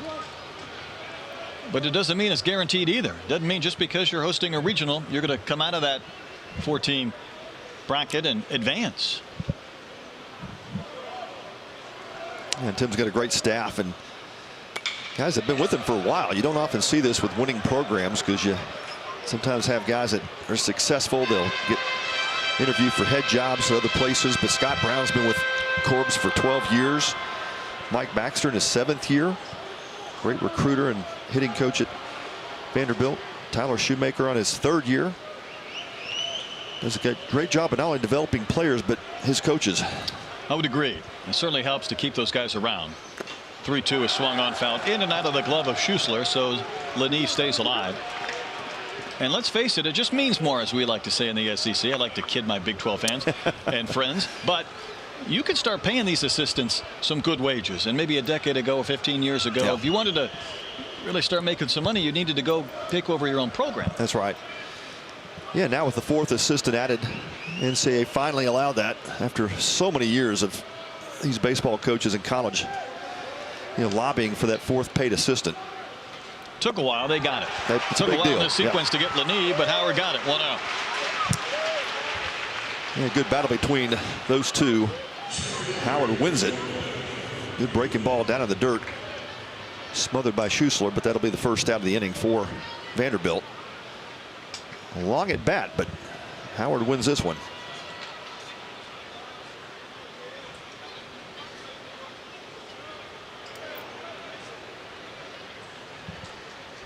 One gone for Calvin Hewitt. Bounced into a double play and is only at bat. He fouls one back to the right in the seats and out of play. Hewitt off to a great start this season. Came into today batting .385, and it's one of those senior leaders on this in this lineup. Feel like he was on the verge of breaking out, and it looks like he's doing it. How about a New Hampshire guy? We've seen some players from Maine, New Hampshire. Again, you're a good player, someone will find you, no matter where you may be spaced out around this country or beyond.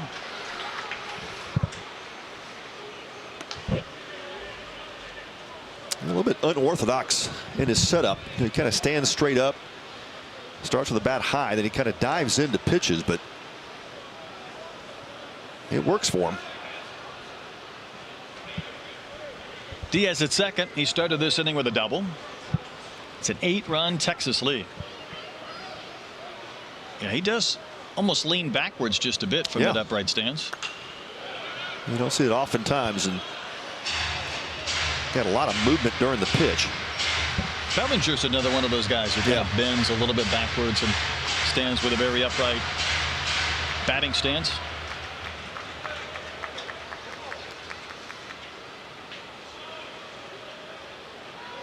You often hear hitting coaches talk about the setup and the approach and trying to keep the head still and Everything is what Hewitt does opposite of that. Yeah, 6'3", 218 pounds. It's every bit of that height when he stands in that position. Portsmouth, New Hampshire high school product.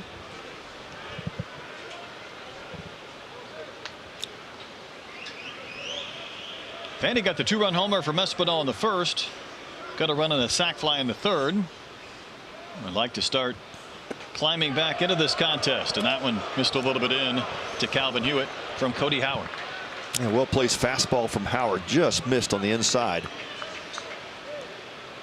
Schussel trying to pull that ball in ever so slightly.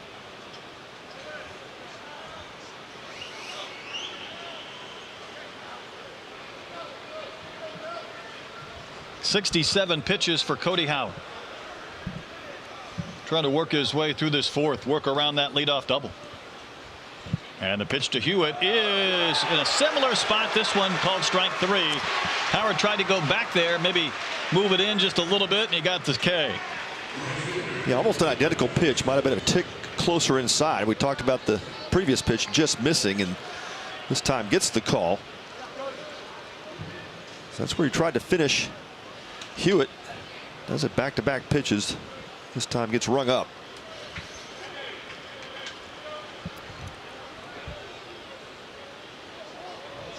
Two gone for Matthew Polk. Browned out his only at bat in the second after getting the starting assignment about 30 minutes before the game yesterday, when Jacob Humphrey was a little bit under the weather. Well, how do you earn more at bats? You go up your first at bat and club a home run. That's how you stay in the lineup. That'll do it.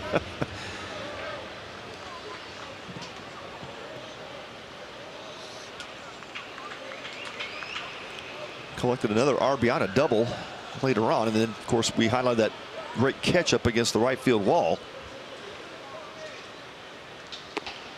Big wave and a miss for the Long Beach, California native. In the fall, Polk made a running catch up against the right field wall and busted his knee, had to get stitches. Obviously since recovered, and great athlete, gives some versatility in that outfield for Tim Corbin. Fly ball to right. Should be playable for Ballou. He's there waiting. He'll make the catch, or a leadoff double for the Vandy boys, but they do not advance Diaz or score. So we've completed 4 innings, 8-run Texas lead.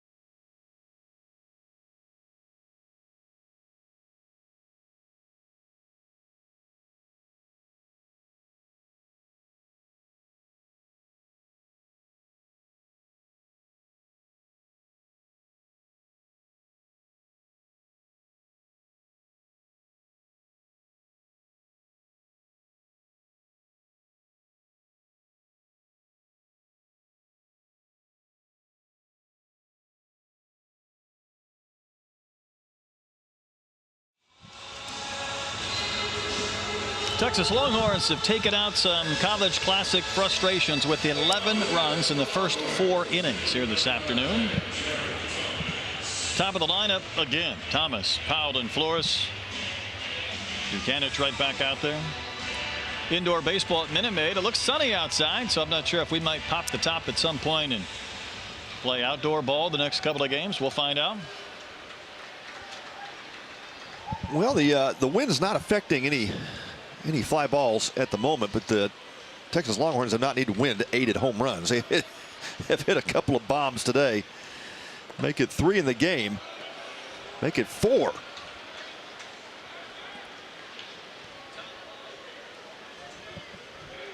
Thomas is the only guy without a hit, and he's been on base twice and scored a run. Well, Porter Brown with a couple of home runs today. He might make it up this inning, and 3 out of his last swings over the course of 2 days have resulted in 4 baggers.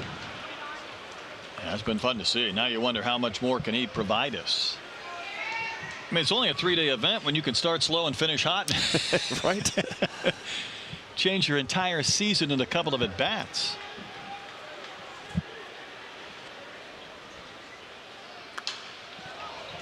Hard to know year to year what to expect. I don't know if Texas was completely sure what they had offensively, in the sense only that you lose Big 12 Player of the Year Dylan Campbell. You lose Eric Kennedy, who spent a lot of time in Austin, and have some younger guys that you need to throw in that lineup this year that have earned the opportunity, but you're still not 100% what you're going to get. And that's why David Pierce said that we're pretty good right now, but we have a much more upside. We have a lot of room for growth, and I think what he's referring to there is just the growth of these young players that are getting these opportunities. And I'm a believer as that one goes under the chin of Thomas to the screen. I mean, you could play a mid-major team at home, and everybody does, and you could get some at-bats. You could play a lot of guys. What did we hear? There were like 18 different position players in a game for Texas. Yeah, not that I think long it was 19. ago. Yeah, 19. Yep. But I think you find out a little bit more when you have success against a good team or a good pitching staff like a Vanderbilt. No doubt. That's one of the key reasons these coaches across the board, all 6 of them today, in today's tournament. We're talking earlier in the week about why this tournament's so important. It really does give you a barometer in terms of your players that you have currently, some of the guys you're trying to get some looks. Of course, the pitching staff, some of these roles are still not settled as you get 3 weeks into the season. You consider for a major league club, this is still like spring training. You're still trying to figure out some of the responsibilities in the bullpen. So it is great competition all week, and it does allow these coaches more insight into what kind of team they have. And it comes in the 3rd week of the year, and I don't know if that's important or not, Pat, as Peyton Powell steps in and he's singled in 2 at-bats. Sometimes early in the year, just trying to get your bearings and try and get a couple of games under your belt. Week 3, you're just that much closer to now conference games when you really want a week away, right? Yeah, that's right. Yeah. You've got lineups hopefully are starting to get settled in, and ball skips away from Espinal. Thomas will advance on a wild pitch.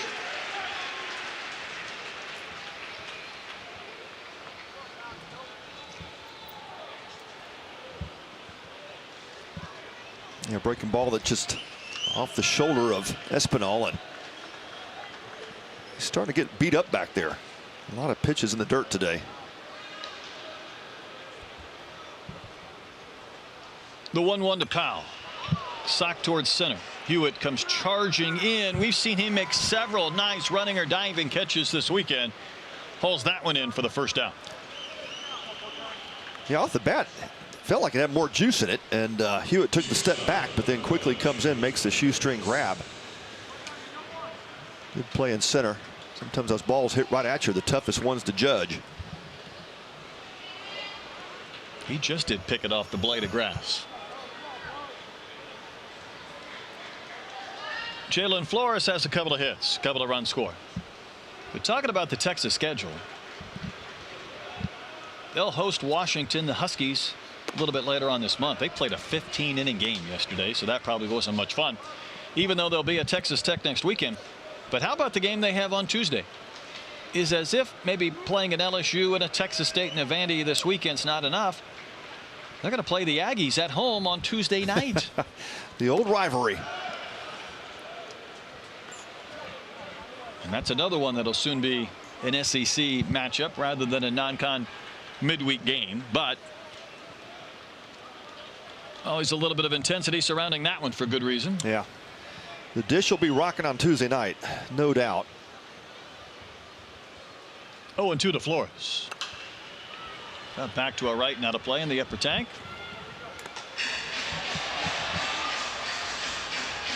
An impressive start for Jalen Flores, and came into this Texas program with high expectations. Was one of the more highly regarded freshman recruits in the country a couple of seasons ago, and had a tough freshman season, but boy, has he bounced back. It doesn't take you long when you get to see him with, say, 11, 12 at bats to realize the potential. He's just got a really nice swing, and of course plays a solid shortstop and good defensive player. Hit just 175 last year with 4 home runs. He already has 5 long balls this season. And one of those toolsy guys that you'll see at the next level.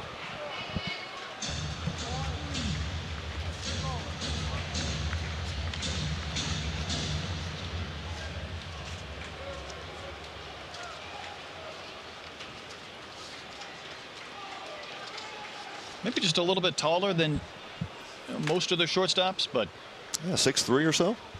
There's a guy on staff named Tulowitzki who wasn't exactly a shortstop either. Yeah, I think he was 6'2" or 3. Good pitch for strike 3 to Flores on a curveball from Dukanich. Yeah, that pitch looked like it started off the elbow of Flores. Turns back and says, man, how'd that pitch get to the strike zone?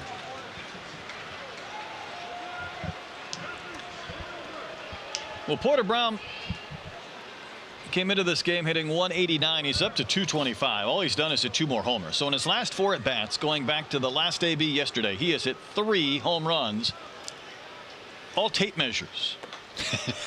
I could have bet my house payment that he was going to see a curveball on the first pitch. Right. Yeah, at some point you kind of think, let's just stop pitching to him. First base is open, but Dukanich gets the first pitch curveball over for a strike, so they'll probably attack him now. Hard hit, and it hit Dukanich. It might have gone into center. He was able to recover and make the play, albeit with a little limp, but he keeps the Longhorns from scoring for the first time today.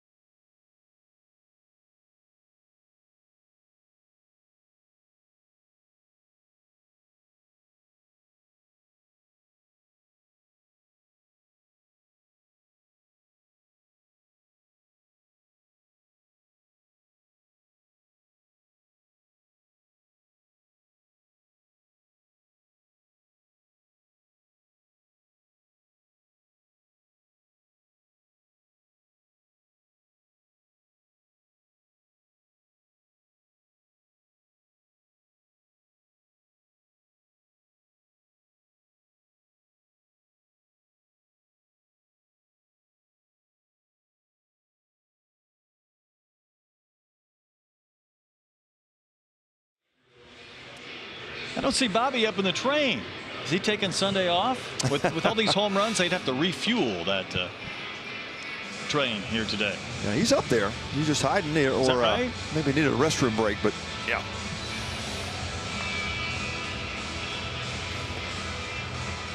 Longhorns failed to score in the top of the 5th for the first time today. Bring you back inside Minute Maid Park. Commodores coming to bat, trailing by 8.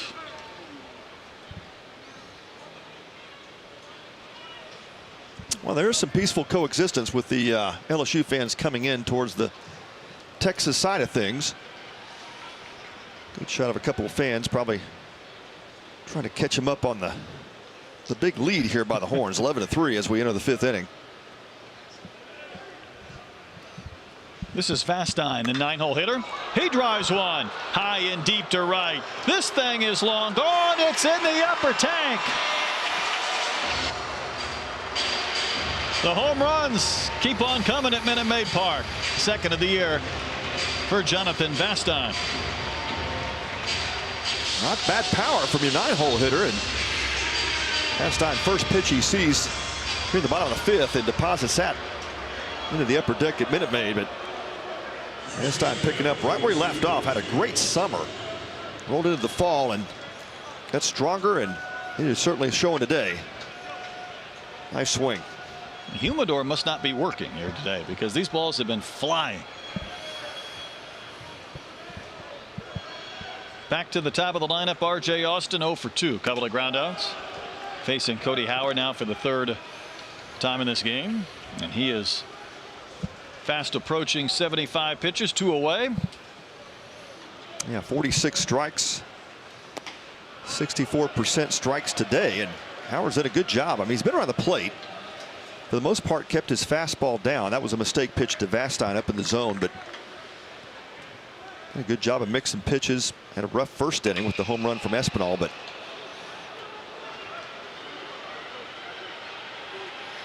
kept himself in the game. Sometimes not as easy as it looks to pitch with a big lead.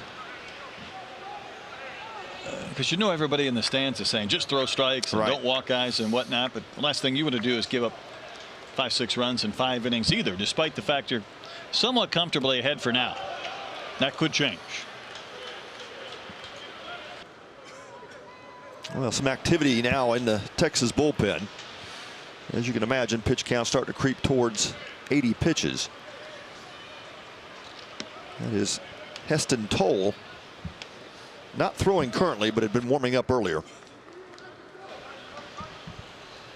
Tigers patiently waiting. They have no choice for that matter, I guess. Yeah, maybe a longer wait than they anticipated. I think you're onto something.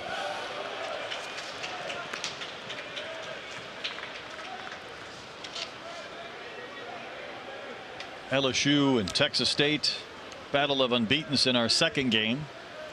You know, it's never comfortable to have a start time and then see that thing get pushed back, have to sit and wait. But it is something that these coaches will bring up as Austin fouls one away, because we're getting a little better on the regionals as far as not scheduling games back to back. There might be a 2 o'clock game and a 7 o'clock game, but doesn't mean that if there's not some rain or there's not a long first game that you might not be forced to kind of alter plans in the course of a region. Yeah, that's exactly right. Yeah, the benefit here is there's no rain delays. At least there's not a weather issue. But you know, keeping these games on time this weekend has been a challenge. LSU has not had a scheduled start on time. Hasn't hurt them. They don't mind being patient when you go 2-0 so far. That's right.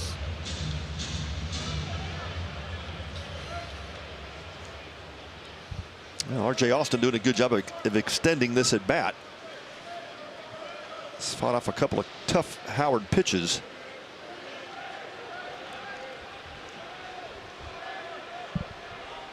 Payoff again. Just torched, but a mile foul into the club level, down the line and left.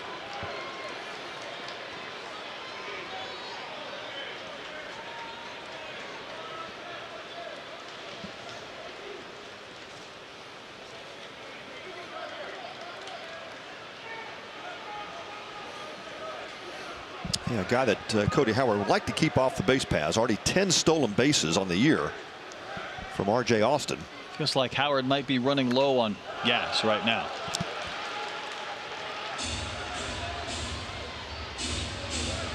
That time challenging Austin with a fastball, and not quite a bit of the plate.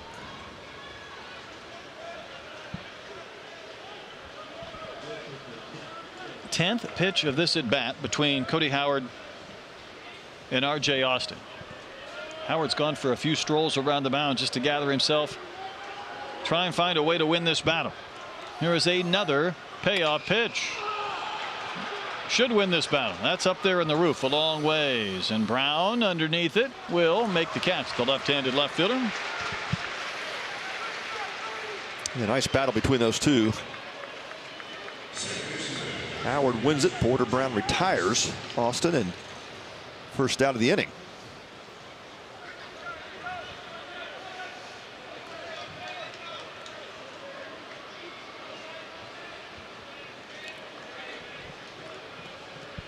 Jaden Davis picked up an RBI and a sac fly back in the 3rd inning. But 0 for 1. One hit so far this weekend in the 3 games.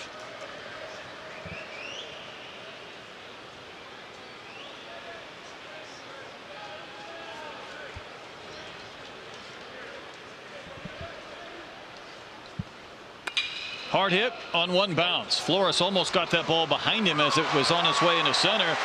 Makes a strong throw to first to retire Jaden Davis. And we were talking about the tools earlier of Jalen Flores, and that was fun to watch him snag that one and make a play.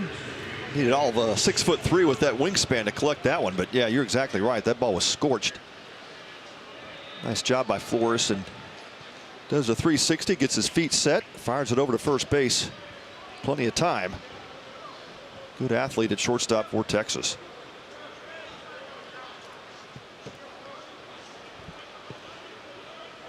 Brings up Kojal. He's reached on an air. And also single and scored a run.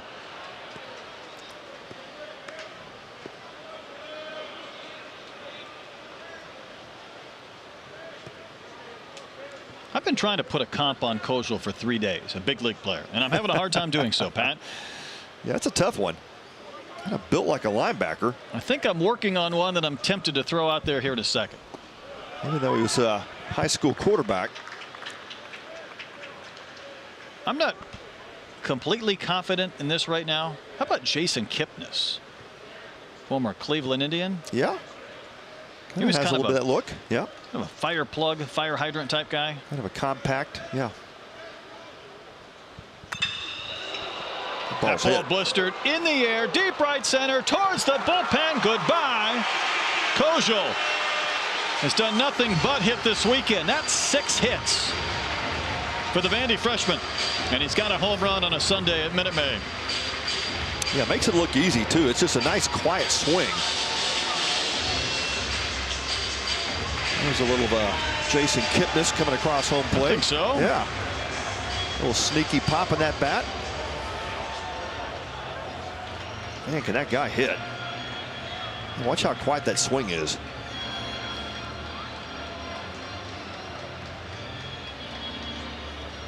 Vandy bullpen celebrating with him. I mean, Kipnis was 5'11", 200 pounds. So I'm liking my comp just a little more. Yeah. Well, good comparison there. You know, David Pierce, I think, is going to make the change, but maybe after a conversation.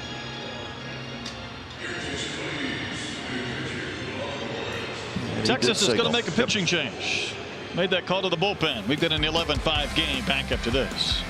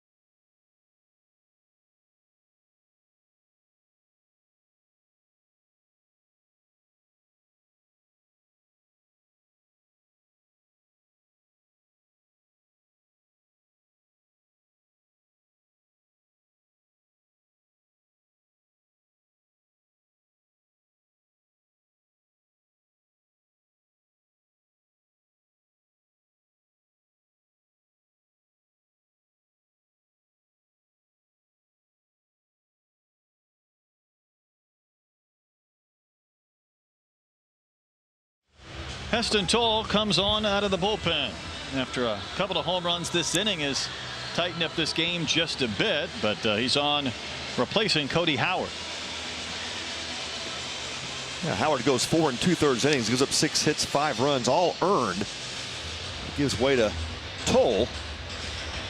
Toll, the transfer from Arkansas. He'll feature a fastball upper 80s, slider and a changeup with good deception, but did a little tweaking with his arm slot. Tried to add some arm side movement. David Pierce said he has done that. So we'll see how Toll can do against this Vanderbilt lineup. Couple of home runs this inning has made it an 11-5 game, and Espinal will bat. He homered earlier. I've lost track of how many homers we've had, Pat, but I think we're up to 7. That is correct. That's what I have. We're not through the bottom of the 5th yet. That seems like a big number. One thing David Pierce said about Toll, though, is he doesn't throw the hardest, just seems to get us off the field. Right now he wants to get off the field. Yeah, exactly. Needs one more out to do that in the 5th. 3 appearances now for Toll. 2 1/3 innings, giving up a couple of hits. Strikeout, no walks. The command has always been there.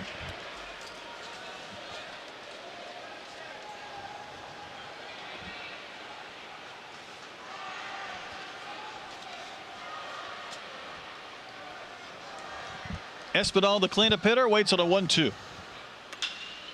It's that a mile in the air on the infield. Who wants it? Powell at third. Will put it away without any issue. Vanderbilt got solo homers from Vastine and Kojal, making this a 6-run game as we go to the 6th.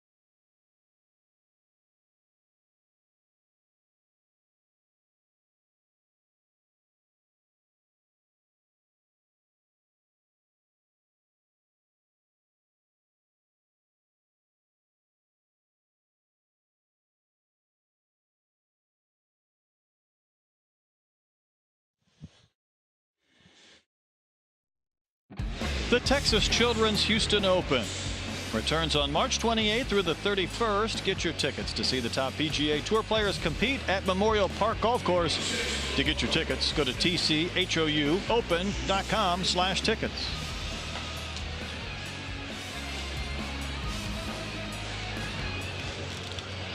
Looks like a new pitcher for Vandy, all wearing these football numbers. Number 88, Sawyer Hanks, comes on to work in the top of the 6th inning.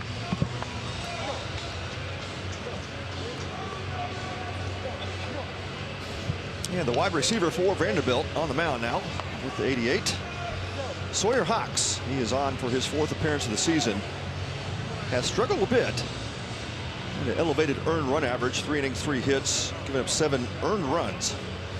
Control has been the issue for him. 5 walks in those 3 innings. Does have 5 strikeouts. He's the 3rd pitcher used by the Vandy boys today. I said this yesterday in our 11-10 contest with Texas State. I didn't think we were anywhere close to done mid-game when we were seeing a lot. We finished with 12. Well, let's see what the junior from Air Force, Sawyer Hawks, first year in a Vanderbilt uniform.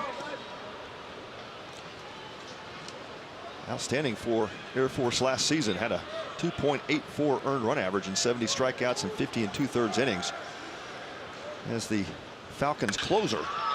First pitch lifted to left by Schussler. Ballpark will hold it. Leneve in to make the catch, and there's one out. I'd say the last time someone transferred from Air Force to the SEC, it worked out pretty well. Sure did. First overall draft pick in the country, Mr. Skeens.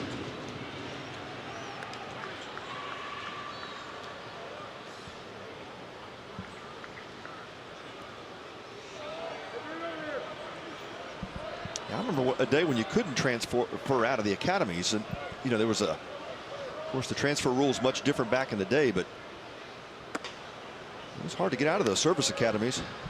I think that third year is the big one. If you go back for that third year, you're committed. You're in. And for these really talented baseball players, if you want an opportunity to go to the next level, that's kind of the do or die season. You need to make up your mind.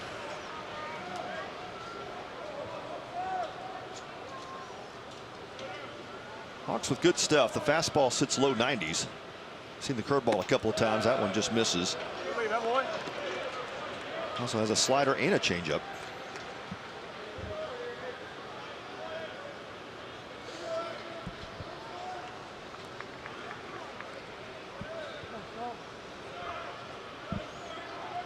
Ballou's been on base all 3 times today. A single, a double, a walk. Texas didn't score in the top of the 5th, even though they had a leadoff base on balls and then a wild pitch, and that's the only half inning in which they have not scored yet. So Vandy hoping to settle things down. As I say that, there is ball 4 to Ballou, and he's on again.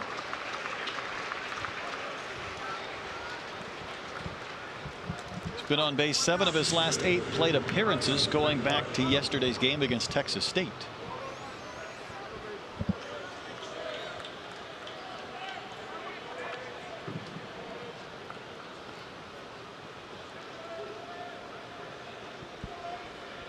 It's a good problem to have for Texas as far as doing a lot of damage early.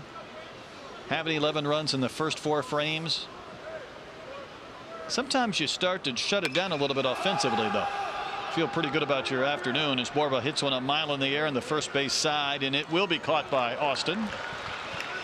And then you look up and the Commodores just keep coming after you, and you got to find maybe a little bit more at some point. No doubt. No time for Texas to let their foot off the gas. This Vanderbilt lineup can produce runs in a hurry. They have cut into the lead a couple of times and scored a run in the 3rd, couple here in the 5th on solo home runs. Will Gasparino had a sacrifice fly to right in the 4th, a 2-run double that went over the drawn-in infield on a big bounce. Kind of kickstart his day after he struck out his first time in.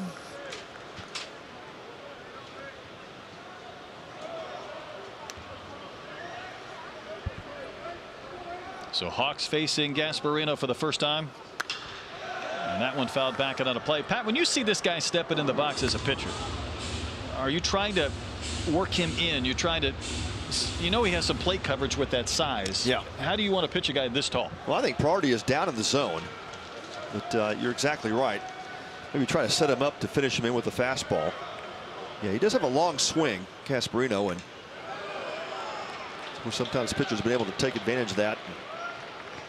Hard in, soft away, but priority down. There's probably going to be some swing and miss, and there's going to be some strikeouts on the season for Gasparino. The question is, can he work around those and have some nice runs like he did in a midweek game earlier this week when he went 3 for 3 with 4 runs batted in?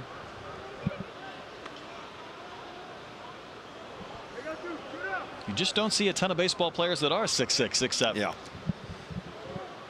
Not many. Put a basketball in their hands at some point probably on that journey.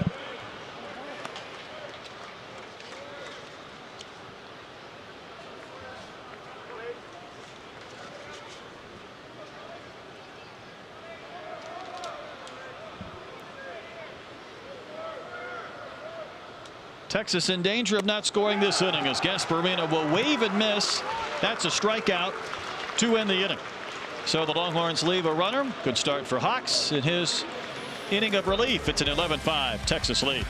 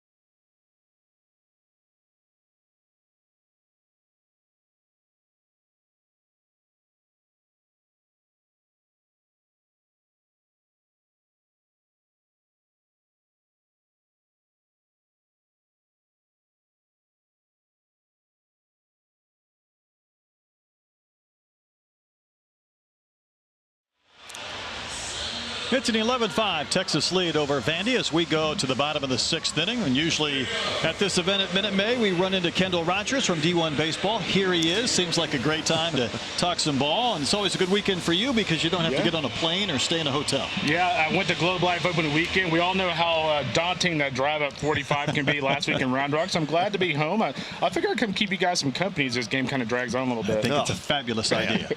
We've seen a lot of home runs.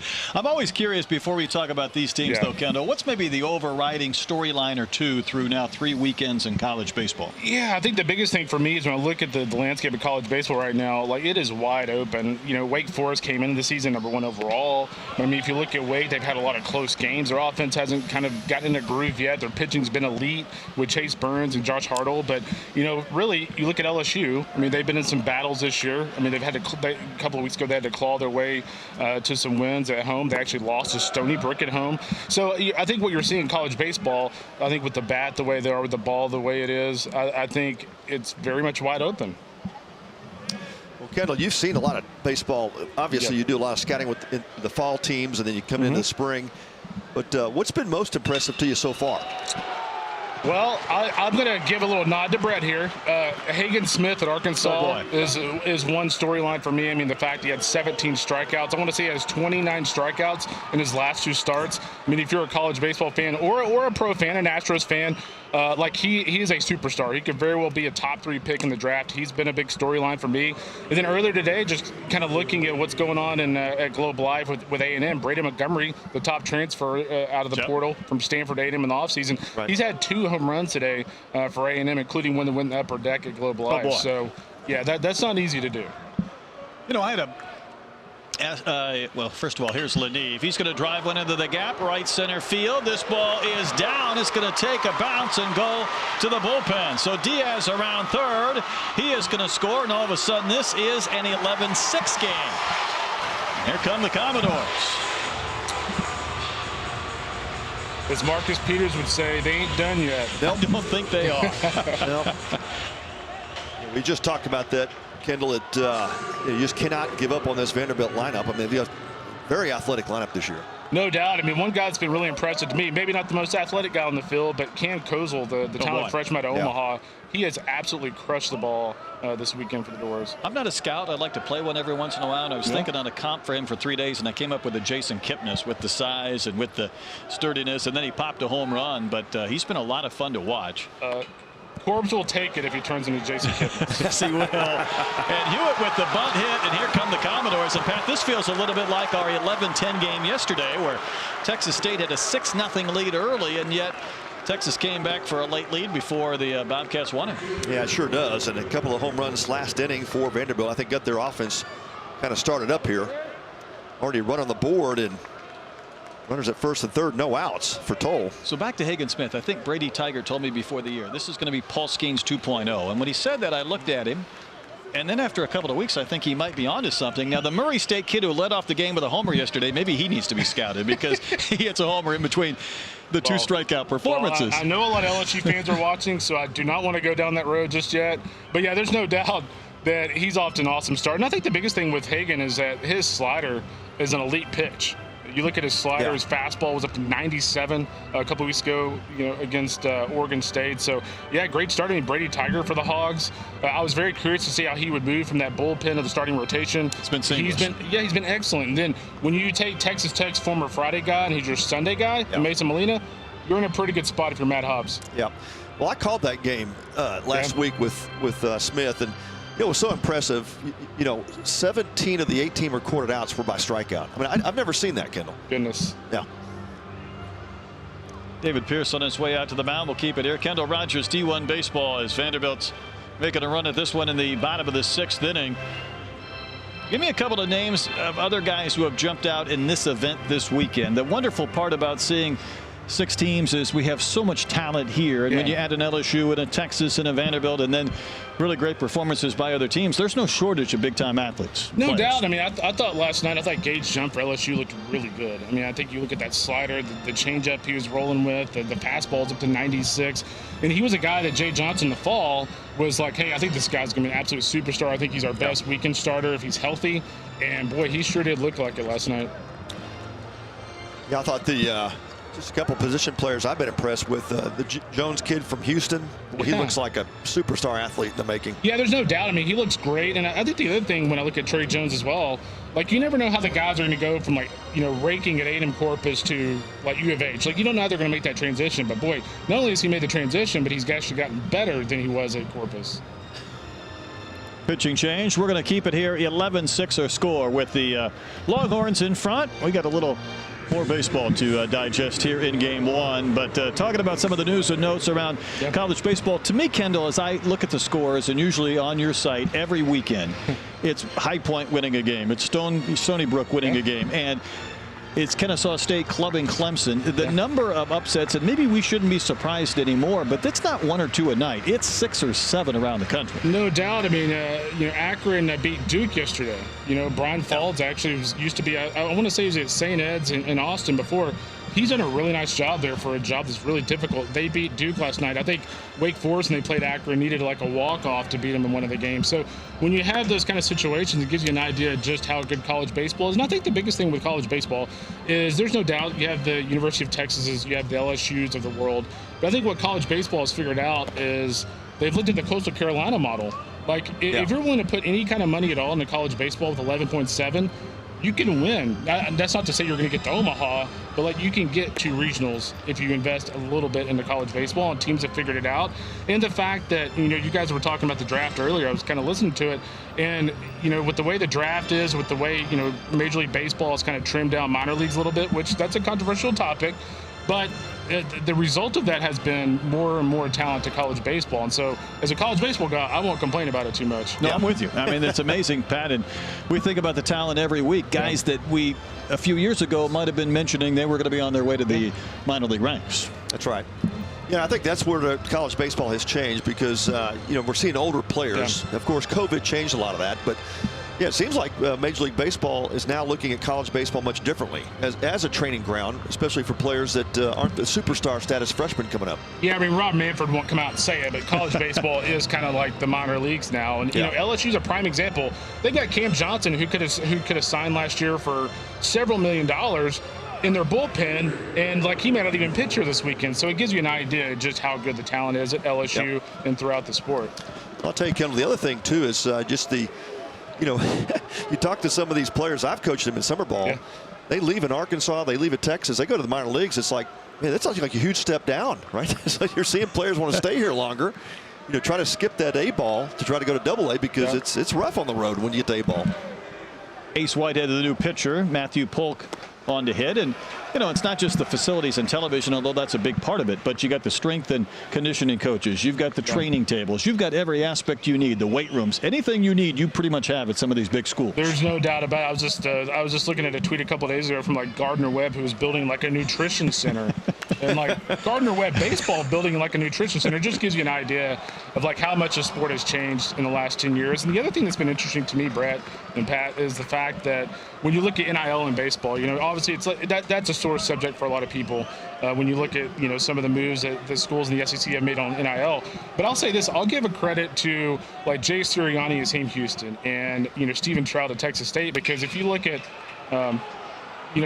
Texas State, Chase Moore, after the year he had last year, I mean, he could have gone to Texas, he could have gone to A&M, but he stuck with it and stuck to his commitment at Texas State. Walker Yannick at Sam Houston, one of the premier catchers in the country, he could have gone anywhere. Like LSU and A&M would love to have Walker Yannick, but he stayed put at Sam Houston. So I think it's a testament, kind of what I meant earlier, of how good some of these mid-majors have gotten, that guys like that aren't looking to even leave. Like, they're wanting to stay put. I think it's a great point, because it is a conversation that is ongoing. If I was a mid-major coach, I would be reluctant to see my guy go to the Cape. I would be worried about a guy that puts up big numbers, because there's poachers out there. And it reminds me, Pat, of the line that Coach Deggs dropped on us this week talking about his Cajuns, when he said, culture eats strategy for breakfast every day of the week. Matt has great sayings. Yeah. There's a lot of truth to that, though. I mean, with players now looking at developing to get to that next level, who do you want to entrust yourself to? And is it the guy out there that's trying to, not to cheat the system, but, poaching other players? I mean, there's a reputation out there, a lot of college coaches, that they understand, hey, we're going to recruit great freshmen. We're going to try to keep them here, develop them, get them to that next level. That's our job, but provide a great environment for them to play in. Pastime with the bunt, and a good one. Whitehead will spin, flip, and just does get the out at first base. I like the fact that Vanderbilt went in the gap a couple of bats ago, and now they're kind of executing a little bit of small ball. I like the versatility they're kind of showing a little bit here. There's going to be a challenge here. Tim Corbin immediately out of the dugout for Vanderbilt, and first base umpire Michael Durantis has signaled that he wants to take another look at that. Does push another run across, though, to make it 11-7 regardless. I'll say this too about transfers and whatnot is, people talk so much about the players who are going to the bigger schools, but there are a lot of examples of players leaving bigger schools and going to smaller schools and having a lot of success. I think back to Josh Hatcher at Kennesaw State a couple years ago. He was at Mississippi State on their national championship team. He transferred to Kennesaw, and he was one of the best players in college baseball last year at Kennesaw. So sometimes, you're a former player, this, like, sometimes like a change of scenery helps everybody involved. Yeah, no doubt, Kendall. And I think it goes back to players want to play. They don't want to go to college and sit. And that's the challenge when you get to some of these Power Fives. You may be a superstar in high school, but you're surrounded by superstars. No question. I think that call's going to stand. That looked like he was out to me. Yeah.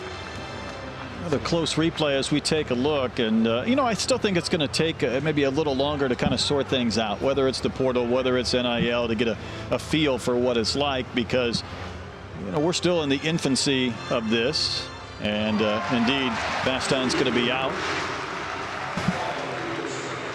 But as we just started this conversation, the stories and storylines have been really interesting when you talk about the movement in college baseball. I don't know long term if it's great for it or not. Certain situations are, but it gives us a lot to discuss. Yeah, it's funny. It's like realignment. It's like, don't get too comfortable, because as soon as we all get comfortable, something's going to change. Right. Yeah, no doubt.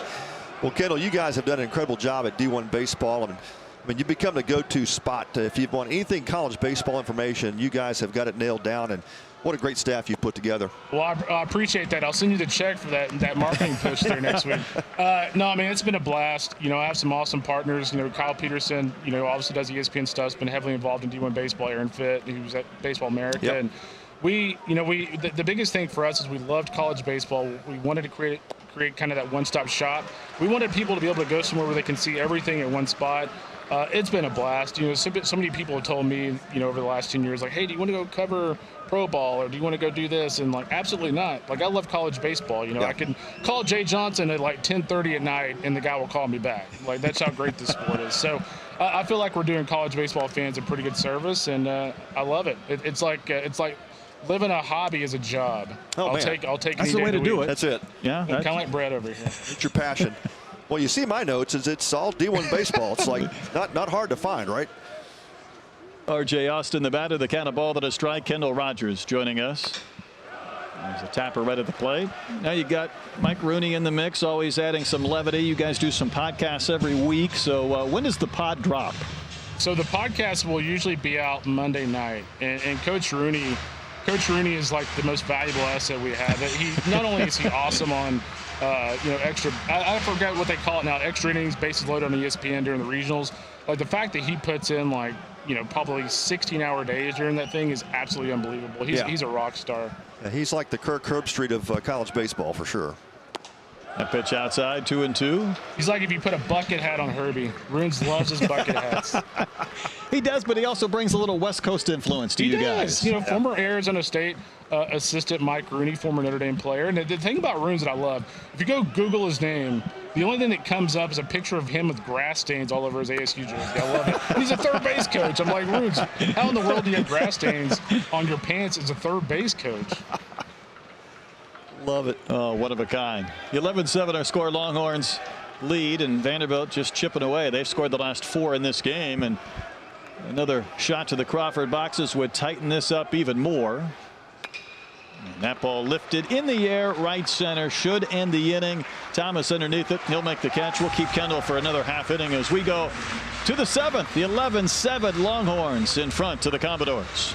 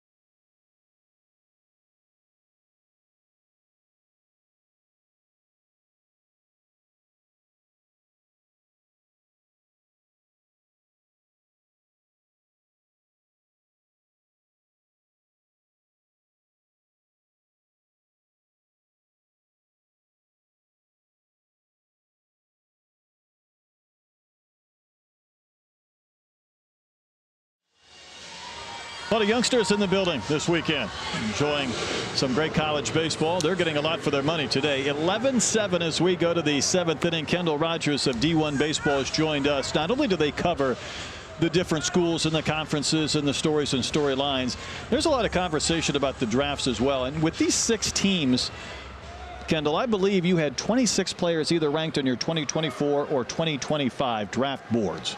So there's so much incredible talent. But I want to ask you about a couple guys, including Tommy Tanks and Tommy White, who we saw homer on Friday, 105 runs batted in last season. It's amazing the numbers he's going to be putting up by the time his time is done in just a couple of years in LSU. No doubt. I think the biggest thing with Tommy is if you look at his first couple of weeks, he only had, I think, 1 home run coming in this tournament. He had the big one the other night. But I think what teams are starting to do is they're going to make guys around him beat them, and then whenever that starts to happen, which has started to happen over the last week, then he gets going a little bit. So it's a little different look for Tommy because I think teams are approaching him a little differently. But boy, you saw that raw power taking it off the Phillips 66 gas tank out there. I mean, that was, or whatever, the gas thing. I don't know what you want to call it. That was pretty unbelievable. Yeah, I think for Tommy, it's going to be the plate discipline, really trying to stay within himself, because I saw a couple of swings last night on pitches that were down and in. I don't know how he made contact, but I think for him it's just going to be making sure he still swings at good pitches, because you're right, a lot of teams are going to pitch around him. Yeah, that's good that you picked that up, because I thought they actually did a pretty good job of going in on him last night and trying to make him turn a little bit. This was the home run from Friday up near the pump, and he was pretty fired up as well as he rounded the bases for a guy who's done that a time or two, over 50 career home runs. It is 2+ seasons, 105 runs batted in last year for the national champions, the Tigers.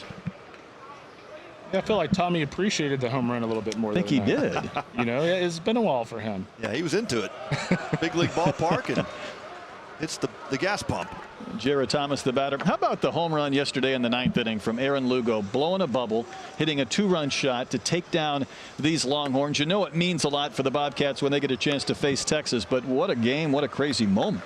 Yeah, I'll tell you what, Texas State's a really interesting club to me. I really like their offense. I saw them last week against Round Rock, and you know they haven't pitched great out of the gate here in Houston. But last weekend, what really hurt them was just bad starting pitching. Their offense was fine last week, but the biggest difference for them this week is they've been really solid top to bottom. Chase Moore has gotten going, especially from a power standpoint. That's huge. You know, Augie Ramirez is a power bat in the lineup, and then you know Ryan Farber.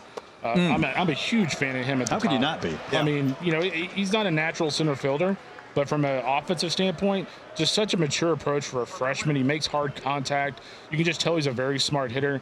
That's just a very good lineup, top to bottom. Yeah. Trout talked about Farber just being the complete player and added a 4.0 grade point average on top of that.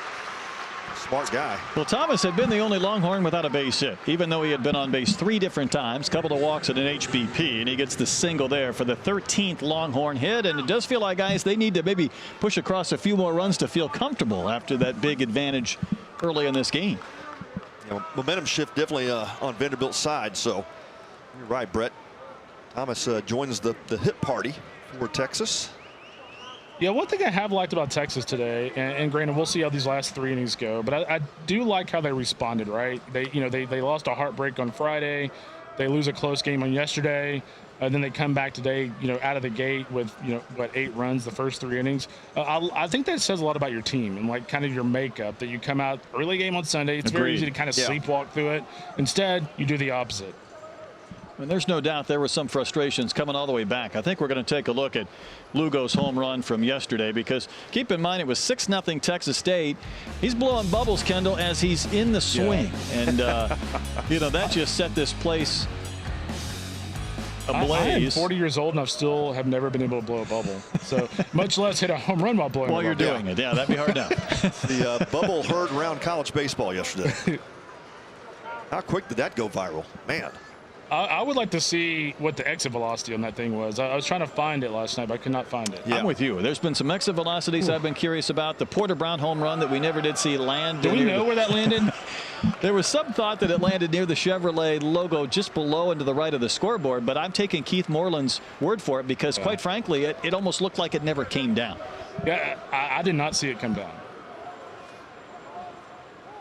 Well, we are in downtown Houston. We have a pickoff at first. We do. Thomas erased, leaning just a bit. He's stolen 6 bases this year, and he might have been off and running, but Vandy gets the pickoff with Hawks. A nice move from Hawks. Almost looked like Thomas just didn't pick it up. I took that stutter step to second. That got him. Yep. Slap on the head from R.J. Austin. I feel like this is a good moment if you're David Pierce. You know, Vanderbilt's coming back. You get picked off there. I feel like between innings here, it's a good time for him to kind of have a come to Jesus meeting in the dugout a little bit, just kind of get that focus back to some degree. These two teams aren't afraid to have meetings. No, they're not. Back and forth on the mound in the dugout, so that might be the case. 2-1 to Powell, and he fouls one at the plate. You going to be in Austin on Tuesday to watch the Aggies? I will not. You know, Kevin Rodriguez was asking me their wonderful SID, and I said I do not do midweek games anymore. Is that right? I'll let all the Aggie and Longhorn media battle it out over there. You got too many kids in the house to be traveling around. Although they do have Texas State fever. My wife's a Texas State grad, and they're actually coming down for the game this afternoon. My kids asked me today, hey, how good's LSU? And I said, I don't know if you want to know. Yeah. I like it when your kids are asking you these questions. These are usually what we ask you, but now even your family members. Hey, how's LSU? Kendall, I think good move, too, with David Pierce now staying in the dugout, letting Coach Steve Rodriguez take third base. We're seeing more and more of that. The head guys sticking around the dugout these days. Yeah, Tim Corbin is one of the few head coaches that is still in the third base box, I feel like. Yep. Of course, Steve Rodriguez, a longtime Pepperdine and Baylor coach. Yep. Well, what a luxury to have a longtime D1 head coach in 19 years on your staff. 3-2 pitch is on the corner for strike 3 to end the inning. Kendall Rogers, D1 Baseball, thanks for joining us. We might see you later on tonight. We'll see you in Fayetteville soon. Thanks, Pat.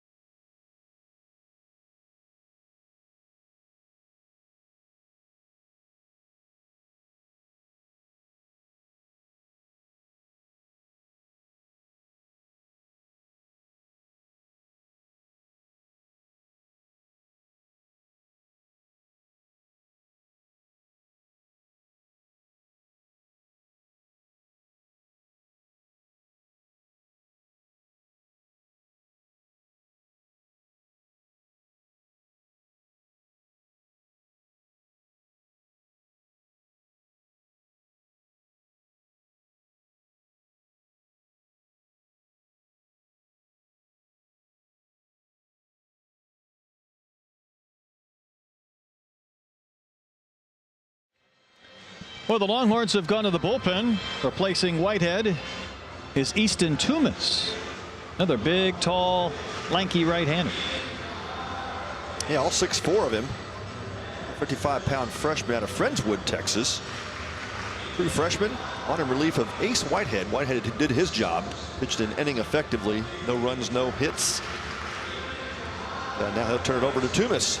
Toomas making his 5th appearance of the season. Already has 7 innings.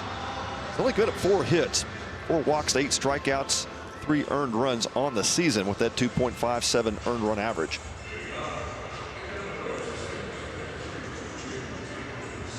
Pat, it feels like this game's been going on forever. We're still only in the bottom of the 7th inning, and these Commodores just keep chipping away. Yeah, I'd say that 3:05 start for LSU is going to be moved back a notch, probably by at least 30 minutes, maybe more. But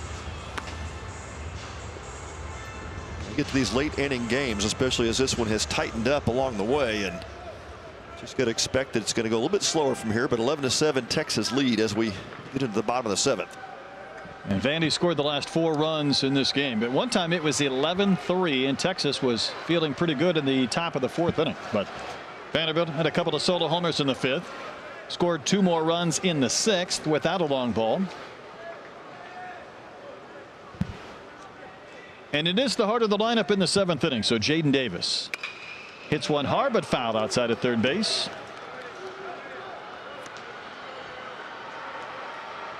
Yeah, Toomas really caught the attention of the Texas staff in the fall. A lot of heat on the fastball. Up to 95 with that pitch.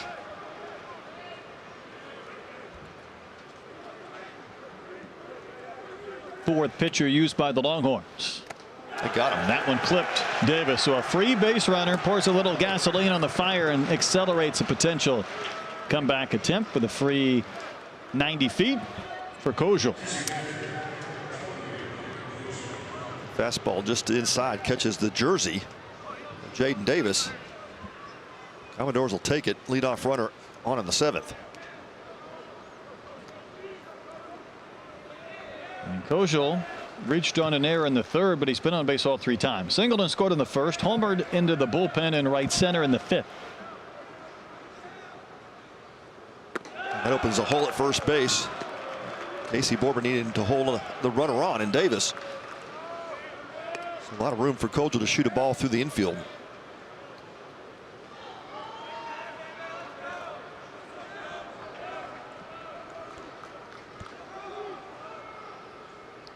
Long pause from Toomas before the pitch. Pumps one right in there for a strike.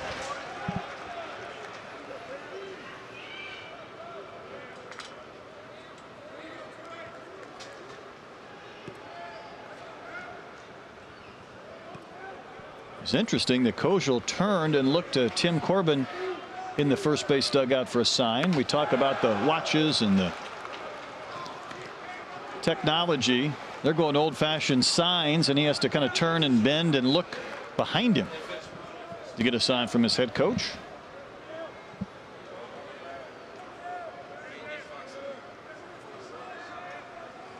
Two balls and a strike to Kojal. Got back and out of play to the left into the upper tank. That fastball coming in at 90 miles an hour from Toomas. Trying to keep pitches away from Kojal.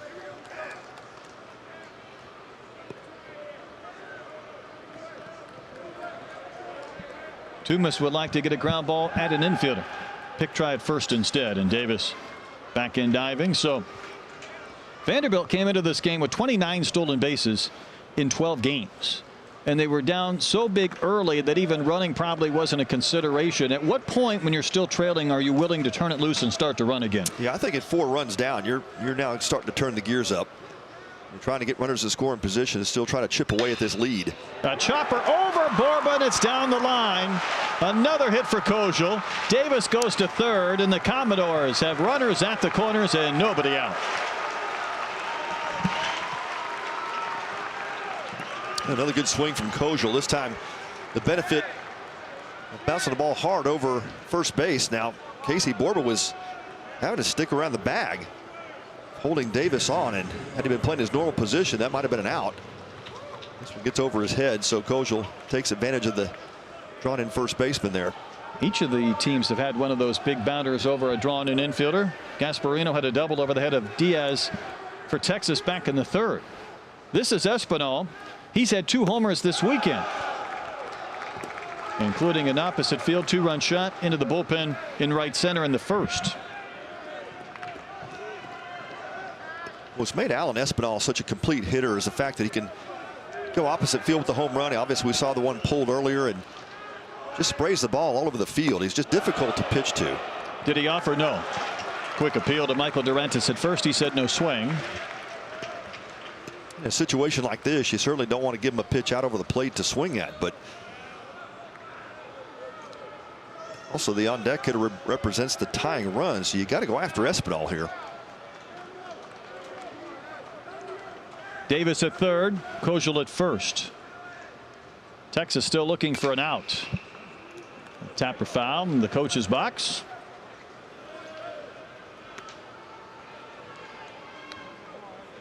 Each team in double figures in hits. 13 for the Longhorns, but the Commodores with 10. And the way the ball's been jumping and flying out of this park, base runners are the enemy right now.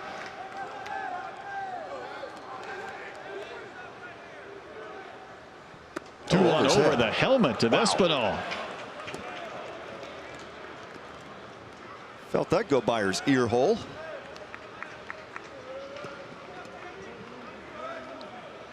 Watch Espinal duck, and for good reason. Yeah, and got the bat down too. He did a great job getting that bat out of the way, so it didn't make contact with the pitch.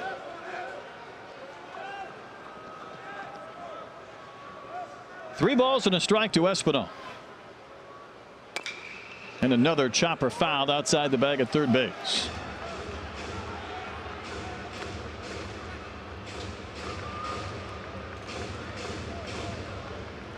Tuma still pursuing that first out some way, somehow.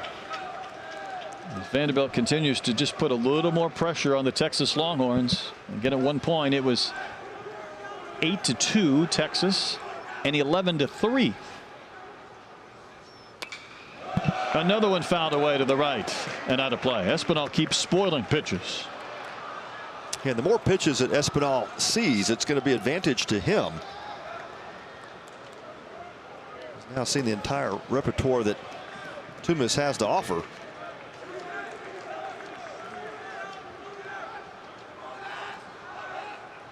Another payoff and another ground ball that finds its way into left field. So it's an 11-8 game, and the Commodores are going to bring the tying run to the plate. Espinal's knocked in 3 more this afternoon. There's the ground ball the Longhorns wanted.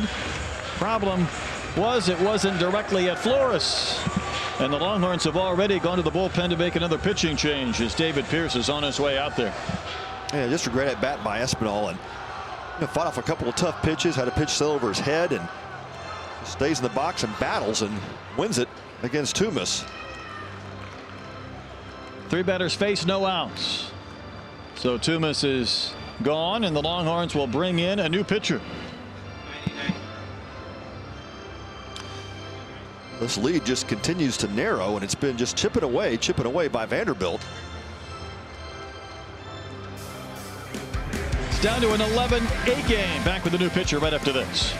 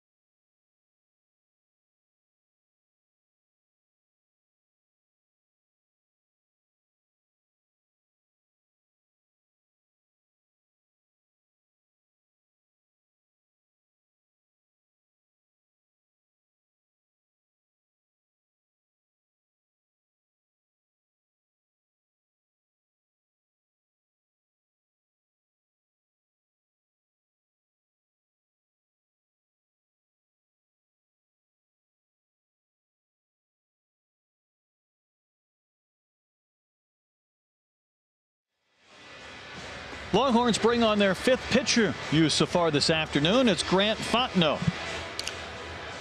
Fontenot started his college career at LSU, transferred to McLennan, MCC up in Waco, and now finds himself on to the 40 acres for Texas. 6'3", 225-pound redshirt sophomore, and Fontenot off to a good start in 24. This is his 6th appearance already. 1.69 earned run average. 5 1/3 innings, has offered up 6 hits, only given up 1 run, a couple of walks and 7 strikeouts. Fontenot called upon to try to stop this Vanderbilt rally. No outs in the 7th. He's got a few dogs in the hunt this weekend. Lafayette, Louisiana native, former LSU Tiger, current Texas Longhorn, and he needs to start accumulating some outs for the Longhorns to feel better about this contest, because Vanderbilt just keeps coming right after him. Hit batter, single this inning to make it 11-8. Davis Diaz, who's 2 for 3, represents the tying run. He is not homered this year. I thought we might see that sack bunt shown. No movement across the Texas infield, so they'll play it straight up on the bunt coverage.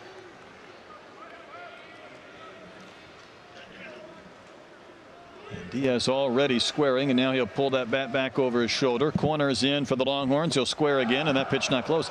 I would not make a very good pitching coach, Pat, but I will tell you one thing that would drive me bananas is when I see somebody willing to square to give me an out, and I can't put a ball in the right. zone for him to bunt to give me an out. Yeah, he's trying to give you one, right? He is trying to give you an out, and outs have been so precious to come by. And there's a bunt. Deadened in that grass, throwing on the run from third base is Powell. It's safe at first is Diaz. That ball took a little funny divot when it landed, and Powell came up with it, throwing on the run, and Diaz hustling the entire way beats it out. Yeah, nice job by Peyton Powell. Picked up a bunt that kind of checked up on him at third base. Yeah, had that backspin to it. And a little bit of a bobble, but made a nice throw across. Yeah, Jack O'Dowd just couldn't hold on to it. Well, that's the reason why. It's a free base on the air, so a sacrifice and an E4. Yep.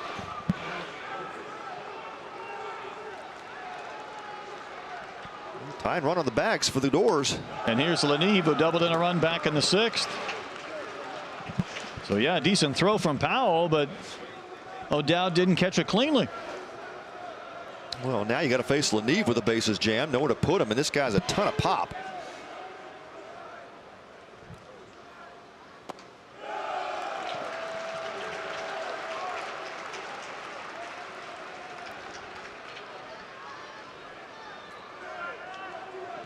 Boy, Arkansas fans know all about Leneve's power. Last year, hit not 1 but 2 3-run homers against them in a late series. Had a 3-run homer in the SEC championship game. 3 men on base here.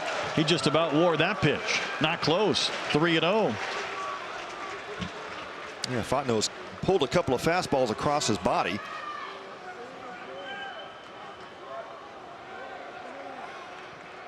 Now, if you're Leneve, you probably take a strike here.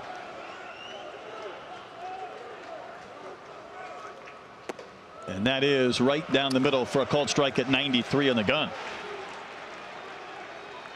He won't be taking another one. It's that same pitch that will be swung at.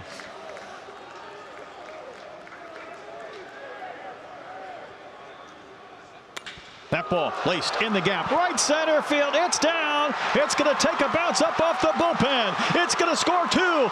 It's going to score 3.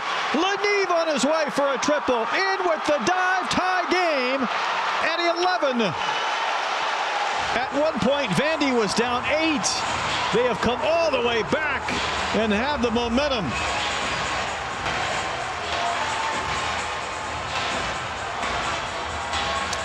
Well, Fontenot had to give in with the fastball and fall behind 3-0 in the count. Leneve gets a pitch out over the plate and just crushes it to the right center gap. He clears the bases. Just a beautiful swing by Leneve. Sometimes, hitters will try to do too much with a pitch. Well, that pitch was just out over the plate, and something for him to barrel up, and he does just that. Brand new ball game here at Minute Maid. That ball took a bounce and went up off the chain link fence in front of the Vandy bullpen. Had it bounded over, of course, it would have been a double. But once that thing stayed in play, 3 were going to score. And I tell you what, that man's fired up too.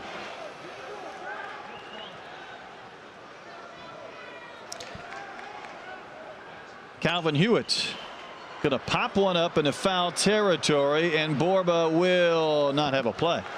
I was watching the body language of Tim Corbin, Pat, when it was an 8-run deficit, and he felt like, to me, he was the one guy who wasn't ready to give up on this game. Yeah, no panic. No panic. He understands the lineup he has this year.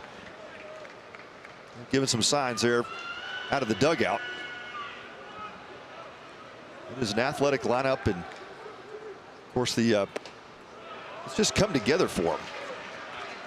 But typically Vandy is obviously known for their big arms, great starting pitching, solid defense. This might be one of his better offensive lineups he's had in a number of years.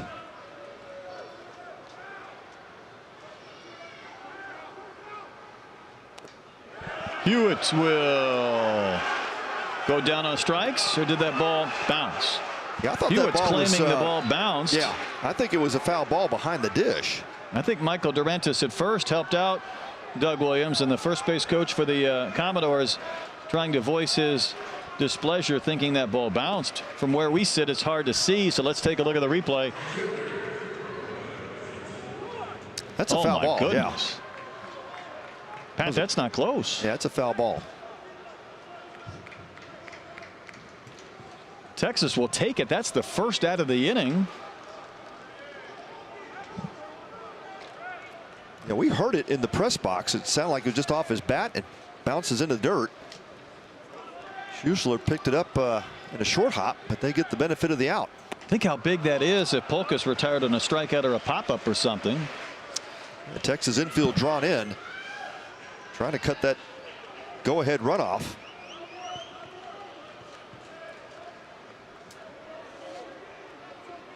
Polka's 0 for 3, getting the start for the second straight game, trying to put his team in front. Pitch misses in, 1-1. If you're Matthew Polk, you got to be looking for a pitch up in the zone, something you can lift to the outfield, try to shoot through this infield. But Grant Fontenot thinking the same thing, trying to keep balls down in the zone. 8 unanswered runs for the Commodores. Schuessler had to lunge to his right to backhand that pitch from Fontenot.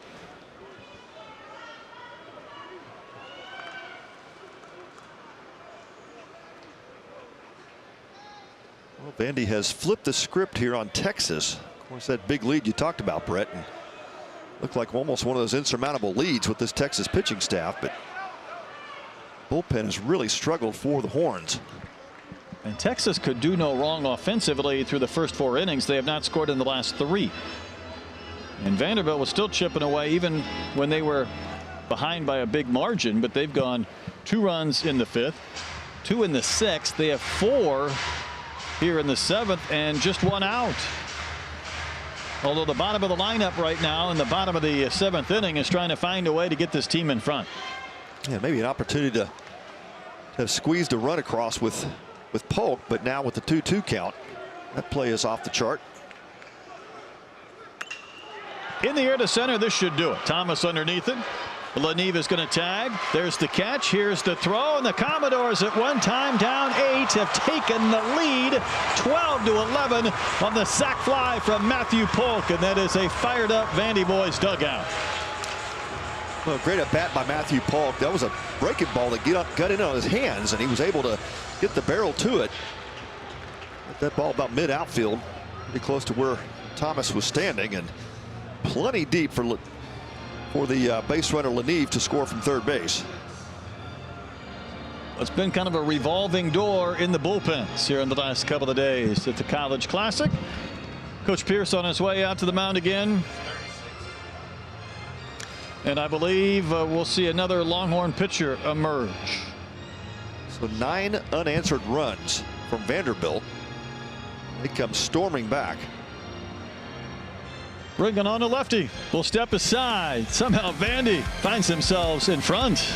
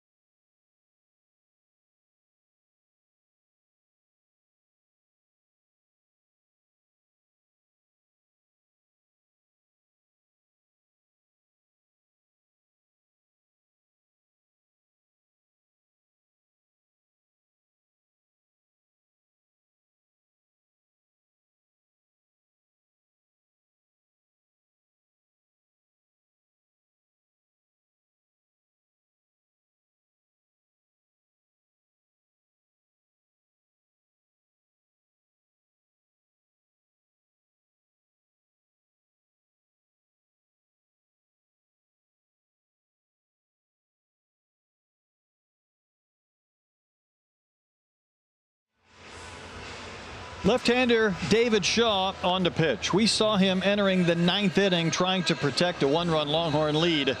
Got a line out, got a strikeout, and then Pat gave up a harmless 2-out single before Aaron Lugo hit the laser beam into the Crawford boxes, and Texas State would win 11-10.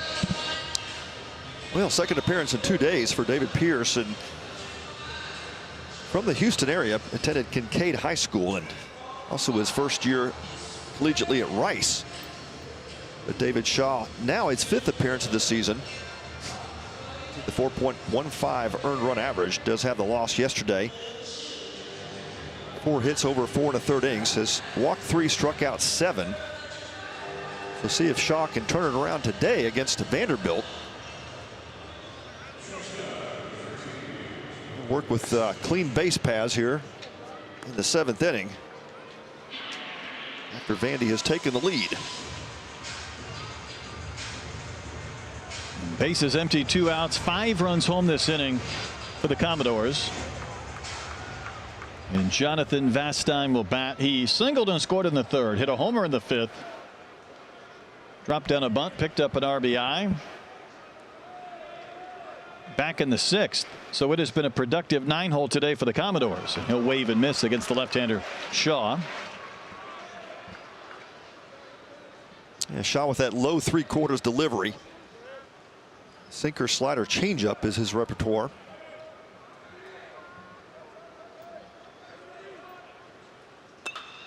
Hooked in the air, foul down the line and right. Way back up into the stands. Chases on.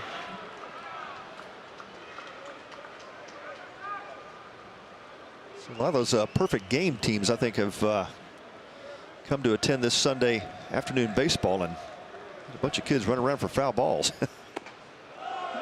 Vacuuming the facility of all the loose foul balls that find their way into the stands. A combined 25 hits, a combined 23 runs. 9 unanswered by the Commodores.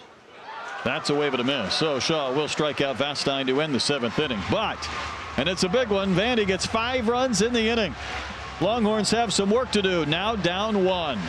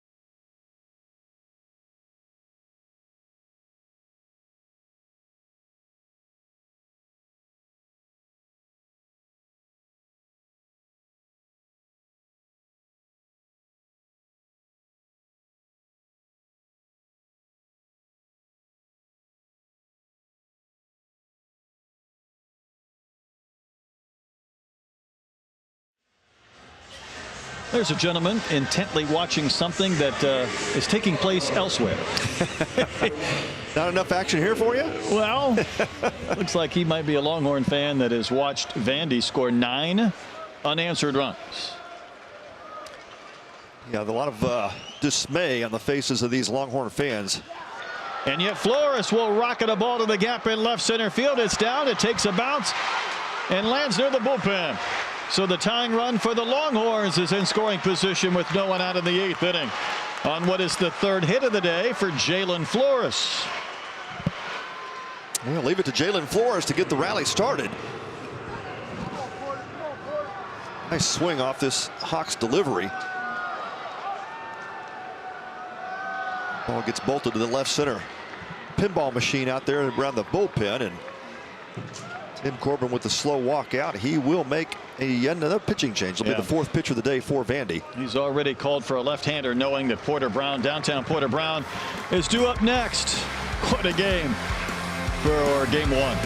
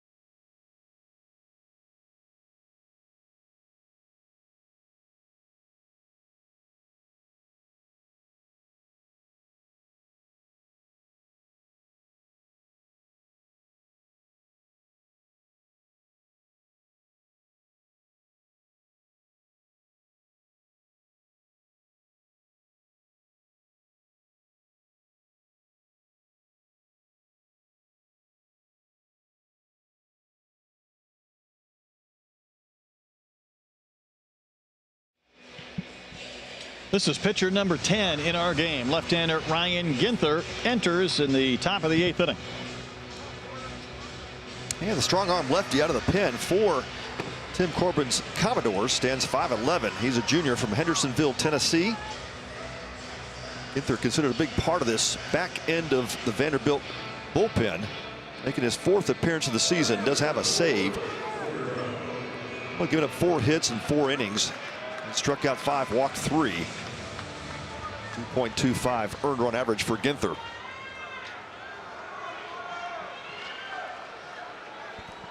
Well, Texas had the big league early. 8-run advantage. Now down a run, but they do have Flores at second base. Nobody out for Porter Brown, who's hit 2 homers today, and both were tape measures. First fastball at 94 from Ginther. He'll average 92 with that pitch. It's been as high as 95, but good slider and a changeup. Little soft pop-up hit towards Diaz, racing in. He'll make the catch for the first out. He was shaded in almost as if he wasn't completely convinced Brown wasn't going to bunt, even though he's hit 3 blasts in the last couple of days, and yet by playing in and creeping over, he was able to race and catch that soft little pop-up. Yeah, that was not up in the air long. That jammed Porter Brown and off his knuckles, and great play by Diaz coming in quickly, recognizing didn't have enough time there. This is Schussler.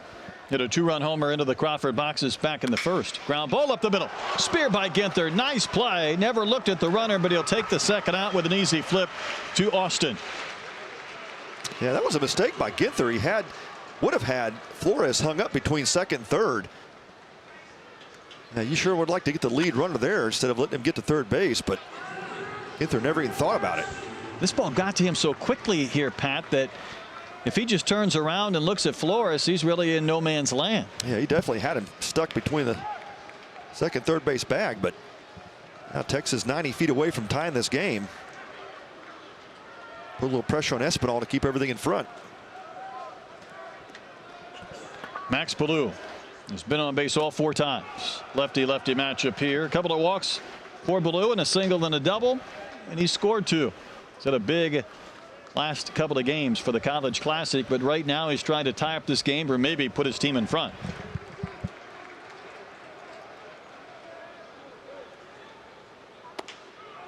Off the corner and missing at 94.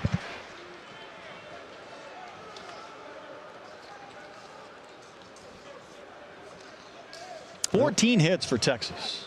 If you're David Pierce, the guy that you want right now in the lineup that's up is Ballou.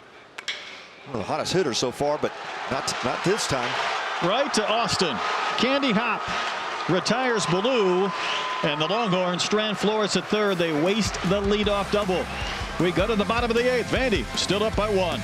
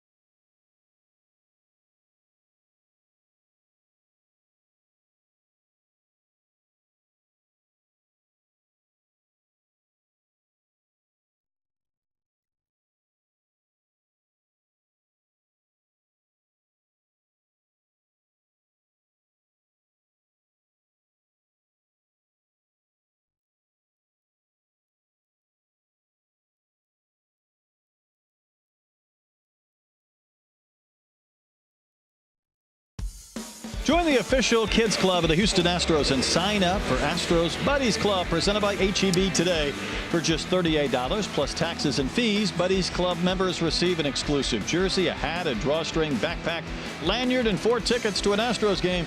Visit astros.com/buddies to sign up today. My fingers were getting sticky just watching that kid devour that cotton candy. He was going to town, man. He was working it over. Had the Smurf tongue and the sticky fingers. This game has found its way, some way, somehow, into the bottom of the 8th inning. Vanderbilt in a position, Pat, where now they're looking for insurance. Yeah, would not have thought that about 3 innings ago, but 9 runs unanswered by the Commodores, and they find themselves on top, trying to add to the lead against David Shaw, on for his 2nd inning of work. R.J. Austin will lead off. Top of the lineup, 5th time through for the Doors.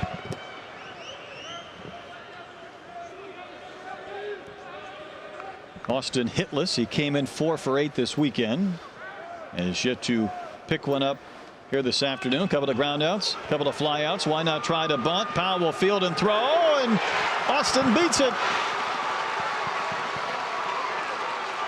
Vandy pulling out all the stops to get runners aboard late in this game. Yeah, just a perfectly executed drag bunt from R.J. Austin.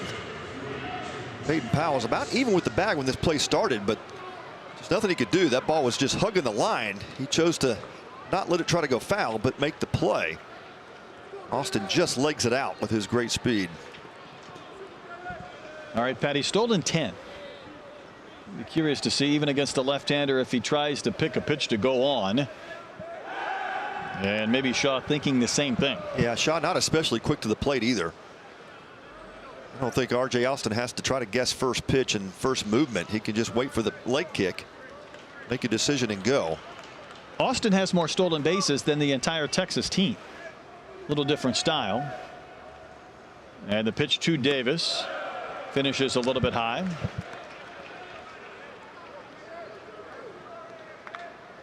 The only time you shut it down if you're R.J. Austin, once you pick up that leg kick from Shaw, the only time you shut it down is if you see just a slide step move. Otherwise, he's about 1-4, 1-5 to the plate. Hard hit, base hit, left field. Davis hit that ball so sharply to Brown that Austin could not make the turn and even think about going to third base. And here come the Commodores again. And that'll be interesting to see if Tim Corbin puts the bunt on with Kojal. Kojal's been one of the hotter hitters in this Vanderbilt lineup over the last couple of days, and I'm sure thinking that they would like to advance Austin and Davis to second, third, See if they trade the out on the sack bunt here to Kogel. I think if you're willing to consider this, it might be because it's this lefty-lefty matchup. Yeah. Because Kogel's been such an incredible hitter this weekend. 7 hits in 3 games for the true freshman, batting 3-hole. He is going to square, and the pitch misses down and out. Jalen Flores has snuck in behind Austin, trying to flash that leather and get a pickoff from Shaw, but none doing. So ball 1. Texas playing regular bunt defense. Got Borba crashing in from first. That means Shaw will have to cover the third baseline. First, he's got to throw a strike. I go back to my earlier comment. Again, he's trying to give the Longhorns an out. See if Texas is willing to take it.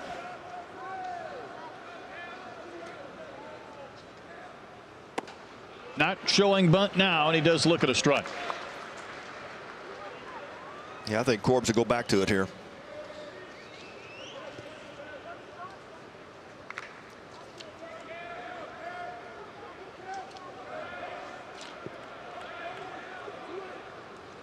Big pitch.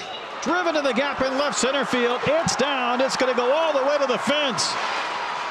Vandy's going to score 2. The freshman Kogel has done it again. That is his 4th hit today and his 8th this weekend. Well, why bunt when you can just do that? Just hit balls to the gap and take the double with 2 RBI. Kogel just on absolute fire for Vanderbilt.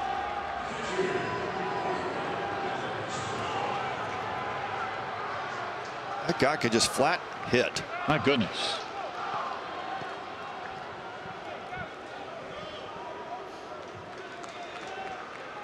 Well, there's the insurance for Vanderbilt. 11 unanswered runs and counting for Vanderbilt. This is the cleanup hitter Espinal, who had an RBI single back in the 7th when Vandy scored 5 to take the lead.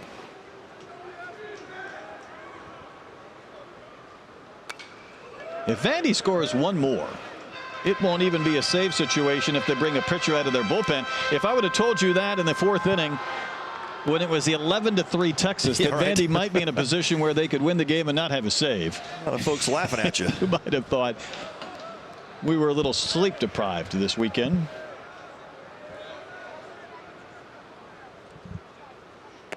Wave and a miss. Shaw able to get the K. Espinal down on strikes for the first out of the inning. You saw Alan Espinal try to go to that right side to advance Kogel. Unable to get that completed, and that'll be another pitching change for David Pierce and the Horns.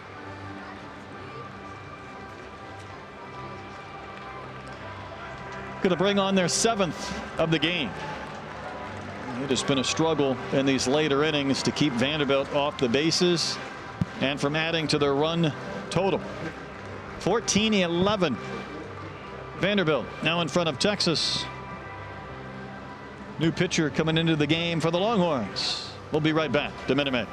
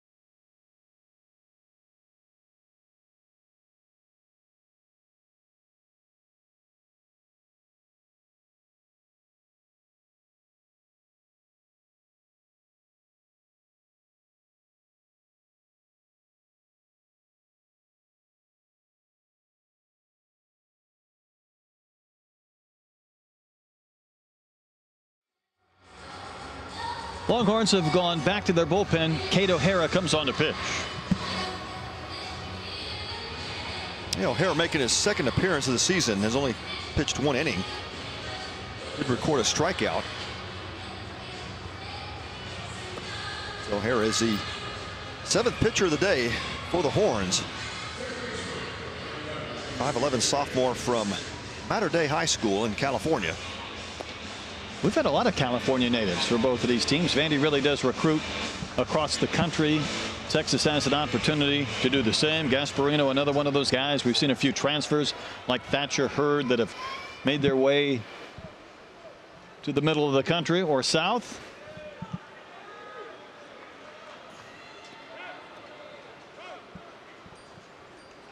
And Davis Diaz will step in. Dropped down a sacrifice bunt, but he reached big part of that 5-run 7th. He has 2 of the 15 Vanderbilt hits. Has every single starter in this game except Matthew Polk had at least 1 hit? I believe so. Okay. Yeah. That would be 17 of our 18 starters in the lineup have at least 1 base hit.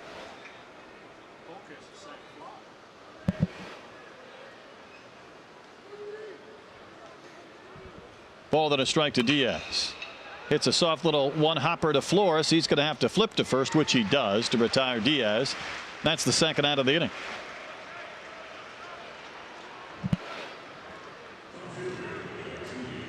Well, that Texas shortstop is so smooth. It's been fun to watch this weekend. Yeah. Good footwork, especially for a tall shortstop. Obviously, that's the key for any shortstop, but got a guy with that type of height. Just makes those plays look easy. Troy LaNeve has had some huge swings in this game. Had an RBI double back in the 6th when the Commodores were trying to chip away, and then he had a 3-run bases clearing double to right center last inning.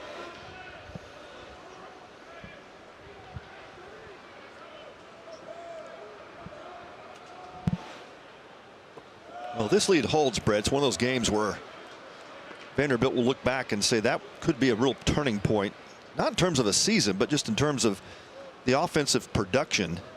Be able to know that you're this far down in a game. Of course, there was plenty of innings to play, but you get down 11-3 to a Texas pitching staff, and in the back of your mind, you got to be thinking, boy, this is going to be a long road to get back.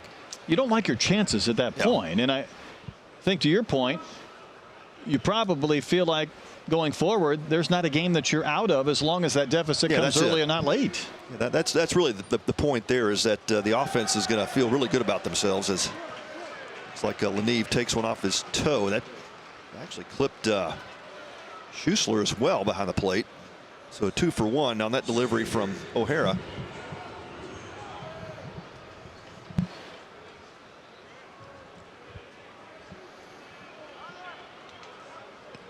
Calvin Hewitt will bat.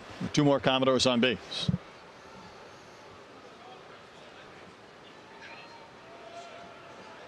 We have a pinch runner here for LaNeve. Yep.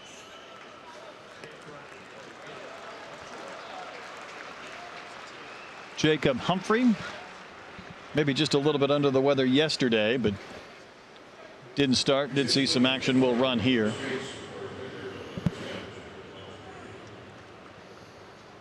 Would imagine we'll see him in the outfield as well when this game goes to the 9th. Outstanding defensive outfielder. That's a swing from Hewitt. Tried to check, could not. So the last 2 games you and I have worked, how about an 11-10 9-inning game yesterday featuring these Longhorns, and right now a 14-11 Vanderbilt lead over Texas, and we're in the 8th. There's more time left. Yeah. That's it. Can we lobby for extra compensation? Might not be a bad thought process. Well, we've had the pleasure of working some amazing baseball this weekend, so fun to watch. I would tell you the one entity that has not enjoyed these games have been the collective bullpens for these teams. Man, we have gone deep, and for Texas, I think a lot more question marks exiting this weekend in terms of the roles in this bullpen. Here's the 1-2 to Hewitt. That's a good one. Breaking ball for strike 3. Hewitt doesn't like it. Rolled in to end the 8th inning. Vanderbilt adds 2 more runs. Longhorns have some work to do.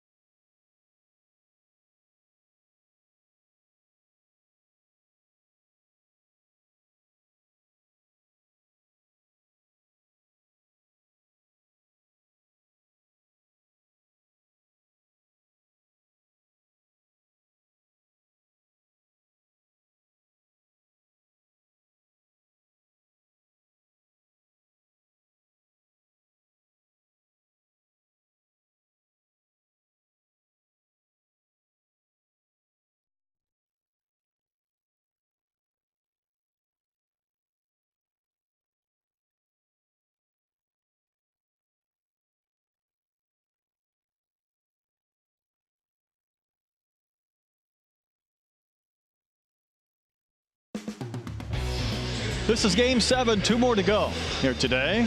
Patiently waiting have been the Tigers from LSU and the Bobcats from Texas State. The winner of that game will finish 3-0. Vanderbilt Commodores trying to go 3-0 as well. And then Houston, Louisiana will be the nightcap. A lot more baseball to go here at Minute Maid. You Cougar fans, they're here early. They are. Yes. They'll have the nightcap, and it could be a late night. Ginther's back out there. He's going to look at 7, 8, and 9 scheduled hitters. Borba, Gasparino, and O'Dowd.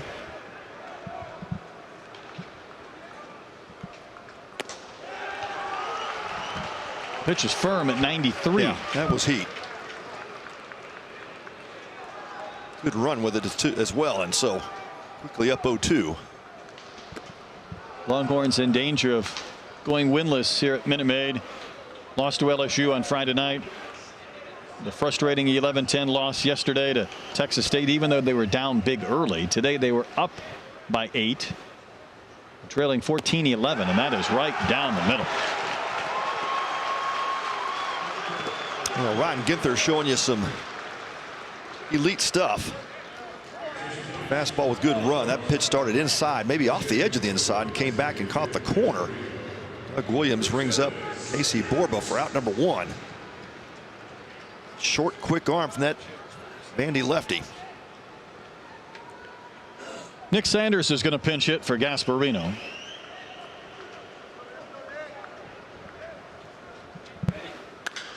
Sanders drives one high in the air, should be playable deep center field. Hewitt back.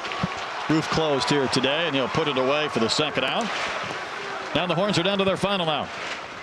Yeah, nice contact for Sanders, but wrong part of the ballpark to hit it. Plenty of room out there in center for Calvin Hewitt. Vandy 1 out away from a huge comeback.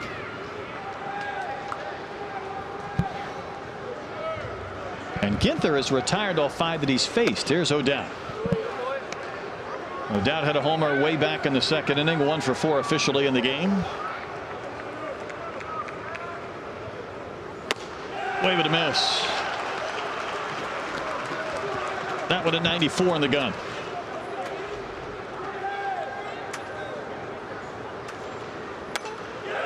And now the Longhorns are down to their final strike or out in the 9th inning.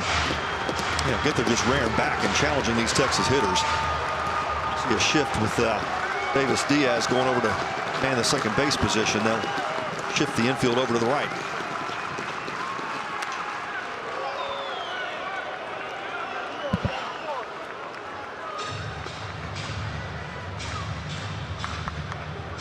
Commodores trying to go to 10-3 on the year by posting a perfect weekend at Minute Maid. Up and out.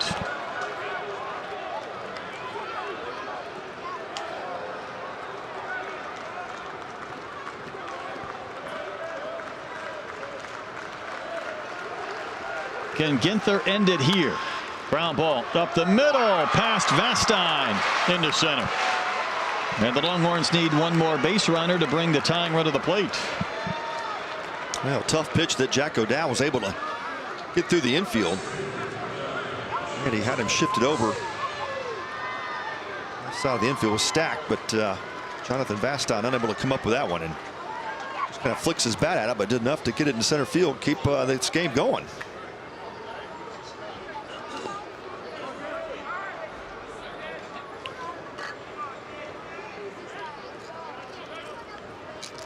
Back to the top of the lineup for Jared Thomas, who's been on 4 of the 5 plate appearances. Couple of walks, a hit batter have factored in. Another lefty-lefty matchup, and you could see where having Ginther to face these last few lefties has been a bonus.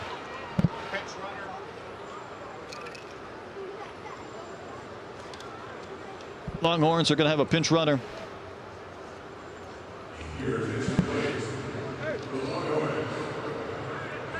Jaden Duplantier.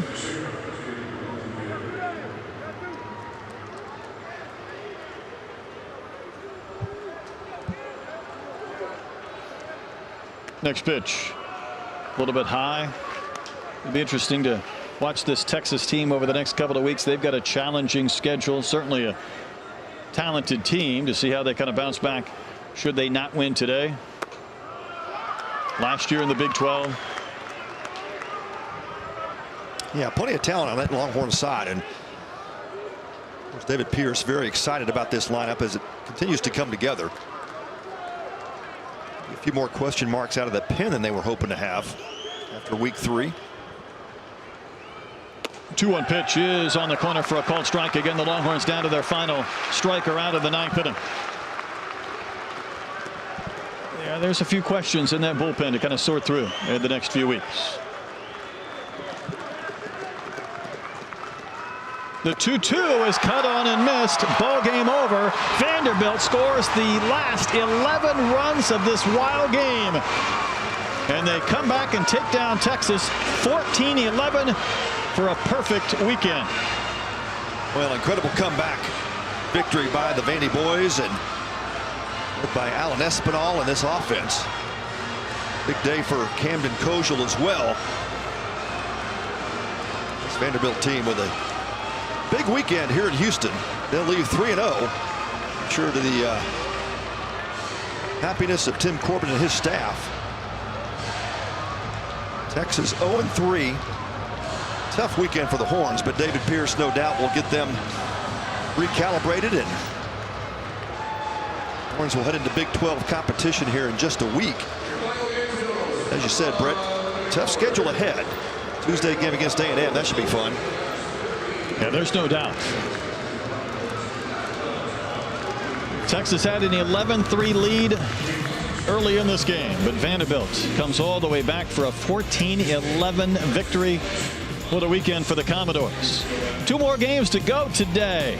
Coming up next, Texas State and LSU at about an hour. Hope to have you along. So for Pat Combs and our entire crew, I'm Brett Dolden, thanking you for tuning in for Game 1. Once again, our final score, a lot of runs today. Vanderbilt takes down Texas 14-11. So long for now from Minute Maid.